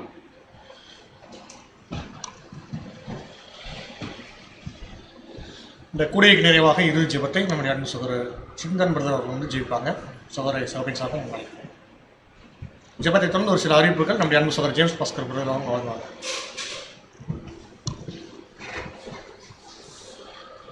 ஜெபம் செய்வோம். உன்னதங்களில் வாசமாய் இருக்கின்ற எங்கள் அன்பின் பரலோக தேவனே, அப்பா உமக்கும் அது குமாரரும் எங்கள் ஆண்டருமாய் இயேசு கிறிஸ்துவும் துறையிலும் ஸ்தோத்திரம் எடுக்கும் தகப்பனே, இன்றைய நாளிலும் தகப்பன் தாமே நீர் எங்களை ஆசீர்வதித்தீர். இந்த மாலை வேளையில் தகப்பனே, உம்முடைய சத்திய வார்த்தைகளை நாங்கள் யாவரும் கேட்கும்படியாகவும் தகப்பன் தாமே கிருபை செய்து தகப்பனே, ஆண்டவரே, இந்த பூமியிலே நாங்கள் எப்பொழுதும் உமக்கேற்ற நற்கிரிகளை சோர்ந்து போகாமல் தொடர்ந்து உற்சாகத்துடன் செய்யத்தக்கதாக கர்த்தர் தாமே எங்கள் ஒவ்வொருவருக்கும் அளவில்லாமல் கிருபை தர வேண்டுமாய் கூட இந்த வேளையில் ஜெபிக்கின்றோம் தகப்பனே. நாங்கள் எப்பொழுதும் அந்த செம்மையான பாதையில் நடக்கத்தக்கதாகவும் செம்மையான இருதயத்தை நாங்கள் பெற்றுக்கொள்ளத்தக்கதாகவும் கர்த்தர் தாமே பரத்திலிருந்து நல்ல ஒரு ஈவை எங்களுக்கு ஒவ்வொரு நாளும் அருள் புரிய வேண்டுமாய் கூட இந்த வேளையில் ஜெபிக்கின்றோம். ஒருபோதும் இந்த உலகத்துக்கும் இந்த மாம்சத்துக்கும் நாங்கள் விழுந்து விடாதபடி தாப்பந்தாமே எங்களை பாதுகாத்து கொண்டு எல்லா சூழ்நிலையிலும் நாங்கள் வெற்றி பெற கர்த்தர் கிருபை செய்ய வேண்டுமாய் கூட இந்த வேளையில் ஜெபிக்கின்றோம். விசேஷமாக தகப்பனே, எங்கள் சகோதர சகோதரருக்காக ஜெபிக்கின்றோம். எங்களுக்கு வேண்டிய பரிசுத்தாவின் கூட பரத்திலிருந்து நீர் அதிகமாய் தந்து ஒவ்வொரு நாளும் உங்களுடைய பரிசுத்தாவின் வழிநடத்தில் எங்கள் காணும்படியாகவும் கர்த்தர் ஆசீர்வதிக்க வேண்டுமாய் ஜெபிக்கின்றோம். இன்னும் வருகின்ற காலத்தில் சகோதர அன்பிலும் ஐக்கியத்திலும் வளரத்தக்கதாகவும் கர்த்தர் தாமே கிருபை பாராட்ட வேண்டுமாய் ஜெபிக்கின்றோம் தகப்பனே. இன்றைக்கும் இந்த கூட்டம் தொடக்கம் முதல் முடிவு வரை உங்களுடைய திவ்ய பிரசன்னம் எங்களோடு இருந்து வழிநடத்த தயவுக்காகவும் கிருபிக்காகவும் நன்றிக்காகவும் ஸ்தோத்திரிக்கிறோம் தகப்பனே. மீதியான வேலைகள் யாவற்றும் கருத்தில் ஒப்படைக்கிறோம். நீர்தாமே எங்களை ஆசீர்வதித்து வழி நடத்த வேண்டுமாய் எங்கள் அன்பின் ஆண்டவரும் மீட்பரும் இரட்சரும் ஜீவாதிபதியுமா இருக்கின்றோம் இயேசு கிறிஸ்து மூலம் ஜெபிக்கின்றோம் எங்கள் ஜீவனுள்ள நல்ல பிதாவே. ஆமென்.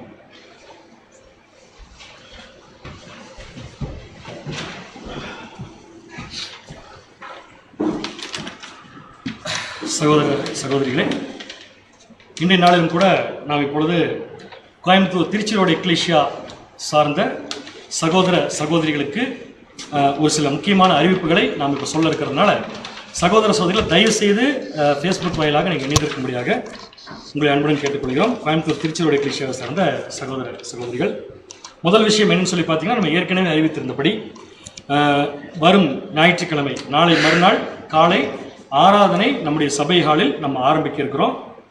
ஏற்கனவே லைவ் டெலிகாஸ்ட் நம்ம போயிட்டுருக்கு. பட் அது கூட நம்முடைய சபை ஹாலில் நம்ம சகோதர சகோதரிகள் கலந்து கொள்வதற்கும் நம்ம மூத்த சகோதரர்கள் எல்லாருமே டிஸ்கஸ் பண்ணி ஒரு முடிவெடுத்து இப்போ அந்த முடிவை நான் உங்களுக்கு அறிவிக்கிறதுக்காக வந்திருக்கிறேன். ஆனாலும் அது எப்போ நம்ம இதுக்கு முன்னாடி பண்ணிட்டு இருந்த மாதிரி ஒரு 7 மாதத்துக்கு முன்னாடி நம்ம இந்த கொரோனாவுடைய பாதிப்பு இல்லாத சமயத்தில் ஆராதனை பண்ணிட்டு இருந்த மாதிரி இருக்காது. ஒரு சில ரூல்ஸ் அண்ட் ரெகுலேஷன்ஸ் நம்ம ஃபாலோ பண்ண வேண்டியிருக்கு. அது நம்ம போட்ட ரூல்ஸ் அண்ட் ரெகுலேஷன் அல்ல, இது அரசாங்கத்தினுடைய சில விதிமுறைகள் நம்ம ஃபாலோ பண்ண வேண்டியிருக்கிறதுனால நம்ம சபையில் நடத்தக்கூடிய சில விஷயங்களுக்கு சில அறிவிப்புகள் சில என்ன சொல்கிறது நம்மகிட்ட ரொம்ப தாழ்மை கேட்டுக்கொள்ளக்கூடிய சில விஷயங்களும் இருக்குது. அதை சகோதர சகோதரிகள் யாரும் தவறாக எடுத்துக்காம நம்ம நிலைமையை புரிஞ்சுக்கிட்டு எல்லாரும் ஒத்துழைப்பு கொடுக்கணும் அப்படிங்கிறத உங்கள்கிட்ட தெரிவித்துக் கொள்கிறோம். முதல் பாயிண்ட்டு, நம்முடைய சபையில் பார்த்தீங்கன்னா இப்போ கலந்து கொள்கிறவங்க ஞாயிற்றுக்கிழமை ஆராதனைக்கு வரக்கூடிய சகோதர சகோதரிகள் அவங்களுக்குள்ள சில ரூல்ஸ் என்னன்னு பார்த்தீங்கன்னா, 60 வயசுக்கு மேல் இருக்கவங்க 15 வயசு கீழ் இருக்கவங்க தயவுசெய்து நம்முடைய சபை ஹாலுக்கு ஆராதனை இப்போதைக்கு வர வேண்டாம். இந்த ரூல்ஸ் அண்ட் ரெகுலேஷன் இருக்க வரைக்கும் வர வேண்டாம். ஏன்னா இது ஏற்கனவே கவர்மெண்ட்டில் தீர்மானிக்கப்பட்ட ஒரு விஷயம், நம்ம எல்லாருக்குமே தெரியும், தீர்மானிக்கப்பட்ட ஒரு விஷயம். அதனால் 60 வயதுக்கு மேற்பட்ட சகோதர சகோதரிகளும் 15 வயதுக்கு கீழ் இருக்கிற சகோதர சகோதரிகளும் ஆராதனைக்கு வர வேண்டாம். அவங்க என்ன பண்ணாலும் அவங்க வீட்டிலிருந்து நீங்கள் என்ன பண்ணிக்கலாம்னா ஃபேஸ்புக்கில் இதே மாதிரி வரும், இதே மாதிரி இப்போ எப்படி போடுறோமோ அதே மாதிரி வரும், நீங்கள் அதை பார்த்துக்கலாம் அப்படிங்கிற சொல்லிக்கிறோம். அடுத்த ஒரு முக்கியமான விஷயம், யாராவது சகோதர சகோதரிகள் இந்த வயசுக்கு உட்பட்டவர்கள், அதாவது 15 வயசுக்கு மேலே 60 வயசு கீழ் இருக்கிறவங்க கலந்து கொள்ள நினைக்கிறவங்களுக்கு உடல்நலம் சரியில்லாமல் தான் இருக்குது, ஃபீவர் இருக்குது அப்படிங்கிற மாதிரி தான் தயவு செய்து ஒரு சில வாரங்கள் நீங்கள் என்ன பண்ணுங்கன்னா இங்கே கேட்குறது நம்ம சபைகளுக்கு ஆராதனை செய்கிறது கூடுமான வரைக்கும் நீங்கள் தவிர்த்துருங்க. ஏன்னு கேட்டால் உடம்பு சரியில்லாமல் இருக்கிறப்ப அது மற்றவர்களுக்கு ஸ்ப்ரெட் ஆகிறதுக்கு கூட வாய்ப்புகள் இருக்கும். அதனால் அதை நீங்கள் தவிர்க்கும்படியாக உங்களை அன்புடன் கேட்டுக்கொள்கிறோம். சப்ஜெக்ட் நீங்கள் எப்போ போல வழக்கம் போல நீங்கள் ஃபேஸ்புக்கில் கேட்டுக்கலாம். அதே மாதிரி சபைக்கு வரவங்க கம்பல்சரியாக எல்லாருமே ஃபேஸ் மாஸ்க் நம்ம கண்டிப்பாக அதை போட்டுட்டு தான் வரணும் அப்படிங்கிறத உங்களுக்கு தெரிவிச்சுக்கிறோம். ஏன்னு கேட்டிங்கன்னா இப்போ கூட பாருங்கள் உட்காந்து சப்ஜெக்ட் கேட்டிருக்கீங்க எல்லாருமே, ஒரு 4-5 பேர் உட்காந்துருக்காங்க. எல்லா சகோதர சகோதரிகளும் மாஸ்க் யூஸ் பண்ணிட்டு தான் இருக்கிறாங்க. ஏன்னு கேட்டால் அது வந்து இந்த கொரோனா வைரஸை வந்து பரவுவதை பெரும்பான்மையான விதத்தில் கட்டுப்படுத்தி பார்த்தீங்கன்னா மாஸ்க்கை மட்டும் நம்ம கழட்டாமல் இருந்தோம்னா போதும். அதனால் அது தயவுசெய்து நீங்கள் வீட்டிலேருந்தே நீங்கள் போட்டு வந்துடுங்க. சப்போஸ்க்காக வீட்டில் இருந்து மறந்துட்டு வந்துட்டா வழியில் அப்படின்னு சொல்லிட்டு அதுக்காக நீங்கள் வீட்டுக்கு திரும்பி போனால் வாங்க, நம்ம சகோதரில் யாராவது வச்சுருப்பாங்க, அதை நம்ம என்ன பண்ணிக்கலாம்னா தாராளமாக யூஸ் பண்ணிக்கலாம் அப்படிங்கிறத தெரிவிச்சுக்கிறோம். அதே மாதிரி கீழே நம்ம வண்டிகள் நிறுத்தும்போது, இதுக்கு முன்னாடி வந்து நம்ம எக்லீஷியா ஞாயிற்றுக்கிழமையில் நடக்கிறப்ப வண்டிகள் ஃபுல்லாக நிற்கும், நம்ம எல்லா இடத்துலையும் நிறுத்திட்டு இருந்தோம். இப்போ நிறைய வீடுகள் வேறு ஆயிடுச்சு. இன்னொன்று, இப்போ நம்ம இந்த மாதிரி விஷயங்கள் செய்யும்போது மற்றவங்களுக்கு அது இடையூறாக இருக்கக்கூடாது. இங்கே வசிக்கக்கூடிய பகுதியில் இருக்கக்கூடிய மற்றவர்களுக்கு அது இடையூறாக இருக்கக்கூடாதுனால நம்ம என்ன பண்ணலாம், எப்போ போல 2 வீலர்ஸ்லாம் அந்த சைடு, எப்போ நம்ம சபைகளை விட்டு கீழே இறங்குறப்ப ஆப்போசிட் சைடில் 2 வீலர்ஸ் நிறுத்திக்கலாம். கார்கள் மட்டும் நீங்கள் என்ன பண்ணீங்கன்னா நம்ம இந்த ஜிஎஸ்டி ஆஃபீஸ்க்கு அந்த பக்கத்தில், இப்போ அந்த பக்கம் நிறைய இடமாயிருச்சு, ஸோ அந்த பக்கத்தில் நீங்கள் கார்கள் நிறுத்துறவங்க போய் நிறுத்திட்டு வர மாதிரி கேட்டுக்கிறோம். 2 வீலர் நிறுத்துறவங்க இங்கேருந்தே ஆப்போசிட் சைடில் நீங்கள் என்ன பண்ணிக்கலாம்னா நிறுத்திக்கலாம் அப்படிங்கிறத உங்களுக்கு தெரிவித்துக் கொள்கிறோம். அதே மாதிரி நம்ம சபை ஹாலுக்கு ஆராதனைக்கு வரக்கூடிய சகோதர சகோதரிகள் பைபிள், நமக்கு தேவையான விஷயங்கள் அப்படின்னு வச்சுக்கோங்களேன். பொதுவாக சொல்கிறோம், நமக்கு நம்ம நோட்ஸ் எடுக்கிறதுக்கோ பேனாவோ தண்ணி குடிக்கிறதுக்கோ பாட்டில், இது எதுவுமே இங்கே வந்து நம்ம எடுக்க வேண்டாம். ஹால் இருக்கிறது நம்ம எடுக்க வேண்டாம். அது நம்ம கொண்டு வரது நம்ம கூட இருக்கட்டும். ஸோ எல்லாத்தையும் நீங்கள் என்ன பண்ணுங்கன்னா வீட்டிலேருந்தே கொண்டு வந்துங்க. தண்ணி பாட்டில் முதற்கொண்டு, பேனா, நோட்ஸ் எடுக்கிறதுக்கு நோட்டு, பைபிள், பாட்டு புஸ்தகம் உட்பட. பாட்டு புஸ்தகம் கூட இங்கெல்லாம் இருக்காது, முதல்ல உங்களுக்கு சைடில் வச்சுருப்பாங்க, அது இருக்காது. ஏன்னா அதை நம்ம எடுத்து யூஸ் பண்ணலாம், தப்பு கிடையாது. பட் அதுக்கப்புறம் பார்த்தீங்கன்னா நம்ம பிரதர்ஸ் அண்ட் சிஸ்டர்ஸ் ரொம்ப நேரம் ஒர்க் பண்ணணும். அதை சரி பண்ணுறதுக்கும் சுத்தம் பண்ணுறதுக்கு நிறைய நேரம் ஒர்க் பண்ண வேண்டியிருக்கிறதுனால எல்லார் வீட்லையும் பாட்டு புஸ்தகம் கட்டாயமாக இருக்கும். அதனால் பாட்டு புஸ்தகம், பைபிள் எல்லாத்தையுமே கொண்டு வந்துருங்க. சபை ஹாலில் வந்து நம்ம எந்த பொருளையும் வந்து மேக்ஸிமம் நம்ம எடுத்து தொடாதபடிக்கு நம்ம என்ன பண்ணிக்கலாம்னா அது பார்த்துக்கிறது மற்ற சகோதர சகோதரிகளுக்கும் அது பிரயோஜனமாக இருக்கும் அப்படிங்கிறத உங்களுக்கு தெரிவித்துக் கொள்கிறோம். அது மட்டும் இல்லை, உள்ளே வரும்போது எல்லாருக்குமே டெம்பரேச்சர் ஸ்கேன் பண்ணி அதுக்கப்புறம் அதை ரெக்கார்ட் பண்ணிட்டு தான் உள்ள அலோவ் பண்ணணும். அப்படி தான் இன்றைக்கி கவர்மெண்ட் ரூல்ஸ் போட்டிருக்காங்க. அதனால் நம்ம சபை ஹாலில் வந்து அந்த முறை நமக்கு நடக்கும். உள்ளே வரும்போது உங்களுக்கு என்ன பண்ணுவாங்கன்னா சானிடைசர் கையில் அடிக்கிறதுக்கு நம்முடைய சகோதரர் ரெடியாக இருப்பாங்க. அடுத்ததுக்கு நமக்கு எப்போவுமே 2வது இருக்கிற கேட்டு, அதாவது மேலே வந்ததுக்கப்புறம் ஃபஸ்ட் கேட் இல்லாமல் செகண்ட் கேட்டில் வந்து உங்களுக்கு சானிடைசர் அடிச்சிருவாங்க, கையில் கொடுத்துருவாங்க அடிச்சுக்கிறதுக்கு. அதே மாதிரி வந்து பார்த்தீங்கன்னா டெம்பரேச்சர் ஸ்கேனிங் எடுத்து எழுதணும். இப்போ நம்ம முதல்ல பார்த்தீங்கன்னா 8:30 ஆராதனைக்கு நம்ம எல்லாமே 8:20 அந்த மாதிரிலாம் வருவோம். ஸ்பீடாக வரப்போ உள்ளே வந்துடுவோம். இப்போ டெம்பரேச்சர் ஸ்கேனிங் பண்ணிட்டு வர வேண்டி இருக்கிறதுனால நம்ம 8:20 வந்தோம்னா கண்டிப்பாக எல்லாத்தையும் பார்த்து உடனே உள்ளே வர முடியாது. அப்புறம் மீட்டிங் நடக்கிறதுக்கு அது இடைஞ்சலாக இருக்குது. அதனால் 7:45 8:15 எல்லாருமே வந்துருக்கு. ஆராதனைக்கு வரக்கூடியவர்கள், இந்த விதிமுறைகளுக்கு உட்பட்டவர்கள், சபை ஆராதனைக்கு வரவங்க 7:45 8:15 நம்ம சபை ஆளுக்கு வந்து உட்காந்துடலாம். இங்கே வந்து உட்காரும்போது நமக்கு சேர்ஸ் எல்லாம் அரேஞ்சாக போட்டிருக்கும். எவ்வளோ டிஸ்டன்ஸ் வைக்கணுமோ அந்த டிஸ்டன்ஸ் வச்சு சேர்கள் போடப்பட்டிருக்கும். நீங்கள் யாரும் என்ன பண்ண வேண்டாம், எந்த சேர் இழுக்க வேண்டாம். இந்த சேர் எடுத்து இப்படி பக்கத்தில் போடுறது எதுவுமே பண்ண வேண்டாம். நம்ம எங்கே சேர் போட்டிருக்கோ அந்த இடத்துல நம்ம எல்லாருமே அப்படியே கேப் ஃபில் பண்ணி உட்காந்துக்கலாம். ஒருவேளை அந்த மாதிரி சேர்ஸ் ஏதாவது பத்தாமல் போச்சுன்னா அந்த இடத்துக்குள்ள கூட இன்னொரு சேர் யாரும் புதுசாக போட வேண்டிய அவசியம் இல்லை. அதுக்கு நமக்கு பின்னாடி இடம் இருக்குது, மேலேயும் இடம் இருக்குது, நாங்கள் அங்கே பார்த்துக்கலாம். ஸோ சகோதர சகோதரிகளுக்கு தாழ்மையான வேண்டுகோள், ஏற்கனவே போட்டிருக்கும் சேரில் வந்து நீங்கள் உட்காந்தீங்க போதும். வேறு எந்த சேரை புதுசாக எடுத்து நம்ம என்ன பண்ண வேண்டாம்னா போட வேண்டாம் அப்படிங்கிறத உங்களுக்கு தெரிவித்துக் கொள்கிறோம். அதே மாதிரி நம்ம மீட்டிங் முடிஞ்சதுக்கு அப்புறமா முதல்ல ரொம்ப நேரம் நின்று பேசுவோம், ஹாலில் நின்று பேசுவோம், அப்புறம் கீழே போய் நின்று கூட கொஞ்சம் நேரம் பேசுவோம் எல்லாருமே. இப்போ அது கூடுமான வரைக்கும் தவிர்த்துக்கலாம். ஆராதனை முடிஞ்சதுக்கப்புறம் நம்ம என்ன பண்ணலாம்னா முடிச்ச உடனே மேக்ஸிமம் நம்ம கிளம்பிடலாம். அதோட முக்கியமான விஷயம் என்னன்னு பார்த்தீங்கன்னா, எல்லாரும் வந்து பார்த்து ரொம்ப நாள் ஆராய் போச்சு.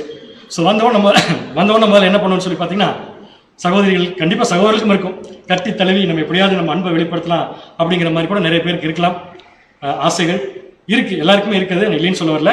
பட் அதை எதையுமே நம்ம செய்ய வேண்டாம். நம்ம சகோதர சகோதரிகளுக்கு நம்ம யாரும் கை கூட கொடுக்க வேண்டாம். அதை யாரும் தப்பாக நினச்சிக்க மாட்டாங்க. இப்போ இருக்கிற சூழ்நிலையில் அதுதான் ஒரு மேஜர் ப்ராப்ளமாக இருக்குது. எல்லா இடத்துலையுமே இந்த கொரோனா ஸ்ப்ரெட் ஆகுது. நம்ம குடும்பம் வரைக்கும் அதை தவிர்த்தரலாம். ஸோ மற்றவங்களுக்கு நம்ம ஸ்தோத்திரம் மட்டும் சொன்னால் போதும். எந்த காரணத்தை கொண்டு கை கொடுக்குறது, மற்ற விஷயங்கள் கட்டித்தல், இது எல்லாத்தையும் தயவு செய்து கொஞ்ச நாளைக்கு நீங்கள் என்ன பண்ணிருக்கீங்கன்னா நம்ம நிறுத்திக்கலாம். அதுக்கப்புறம் நம்ம இந்த ஹாலுக்கு வந்து கொஞ்சம் பழக்கமாக ஆரம்பிச்சுன்னு வச்சுக்கோங்களேன். அப்புறம் எப்படி 2-3 வாரத்தில் கவர்மெண்ட் போடுற ரெகுலேஷன்ஸ் அப்படியே தளர்த்திட்டு வரும்போது நம்ம ஒவ்வொன்றா நம்ம என்ன பண்ணிக்கலாம் அப்படியே நம்ம ஆட் பண்ணிக்கலாம். இதையும் நீங்கள் வந்து ரொம்ப அன்போடு நீங்கள் எடுத்துக்கோங்க. ஏன் இந்த விஷயம் சொல்லப்படுதுன்னா, நம்ம சபை கூடுதலுக்கு வரும்போது நம்ம தேவனுடைய நீதி செய்ய வரோம், இல்லைன்னு சொல்ல வரல. ஆனால் சில சமயத்தில் அரசாங்கம் போடக்கூடிய அந்த ரூல்ஸ் வந்து நம்ம ஃபாலோ பண்ணலினாலும் நமக்கு ஆராதனைக்கு நிறைய இடையூறுகள் வரதுக்கு வாய்ப்பு இருக்கிறதுனால தயவுசெய்து நான் சொன்ன எல்லா விஷயத்தையும் நீங்கள் மனசில் வச்சுக்கோங்க. இப்போ நான் சொன்ன விஷயங்கள், இன்னும் சில விஷயங்கள் எல்லாத்தையும் நம்ம கோயம்புத்தூர் பைபிள் ஸ்டூடெண்ட்ஸ் வாட்ஸ்அப் குரூப்பில் போடுறோம், பிரிண்டட் இதுக்கு போடுறோம். அது எல்லாத்தையும் நீங்கள் படித்து பார்த்துக்கோங்க. சகோதர சகோதரிகள் தயவுசெய்து எல்லாருமே இதுக்கு ஒத்துழைப்பு கொடுக்கணும் அப்படிங்கிறத இது வரைக்கும் நம்ம எல்லாத்துக்கும் எல்லா விஷயத்துக்கும் ஒத்துழைப்பு கொடுத்தா செஞ்சுருக்கோம். அதே மாதிரி கலந்து கொள்ளக்கூடிய விஷயத்திலையும் முழு ஒத்துழைப்பு கொடுத்து செய்யும்படியாக உங்களை அன்புடன் கேட்டுக்கொள்கிறோம். இப்போ குழந்தைகள் வர வேண்டாம்னு சொல்கிறப்ப குழந்தைகளுடைய பெற்றோர் ஒருவேளை வர முடியலன்னா நீங்கள் வீட்டில் இருந்துக்கோங்க, அவாய்ட் பண்ணிக்கலாம், தப்பில்லை. ஃபேஸ்புக் வாயில பார்த்துக்கோங்க. குழந்தைகளை விட்டுட்டு வர முடியும் அப்படிங்கிறவங்க தாராளமாக நீங்கள் வந்து கலந்துக்கலாம். எத்தனை பேர் கலந்துக்க போகிறோங்கிறது நமக்கு தெரியல. ஸோ எத்தனை பேர் வந்து கலந்துக்க போகிறோம் அப்படிங்கிற விஷயத்தை நம்ம முதல் வாரம் தான் நம்ம பார்க்க போகிறோம். அதனால் சகோதர சகோதரிகள் சொன்ன விஷயத்தில் எல்லாரும் இது நம்ம தேவனுக்கு கீழ்ப்படிதல் நினச்சி கீழ்ப்படிலாம். அது ஒன்று. ஏதாவது சந்தேகங்கள் இருந்துச்சுன்னா நீங்கள் தாராளமாக ஃபோனில் தொடர்பு கொண்டு எங்களோட கேட்கலாம் அப்படிங்கிறத தெரிவிச்சுக்கிறோம். ஸோ ஆராதனை ஆரம்பிக்க இருக்கிறது வரும் ஞாயிற்றுக்கிழமை.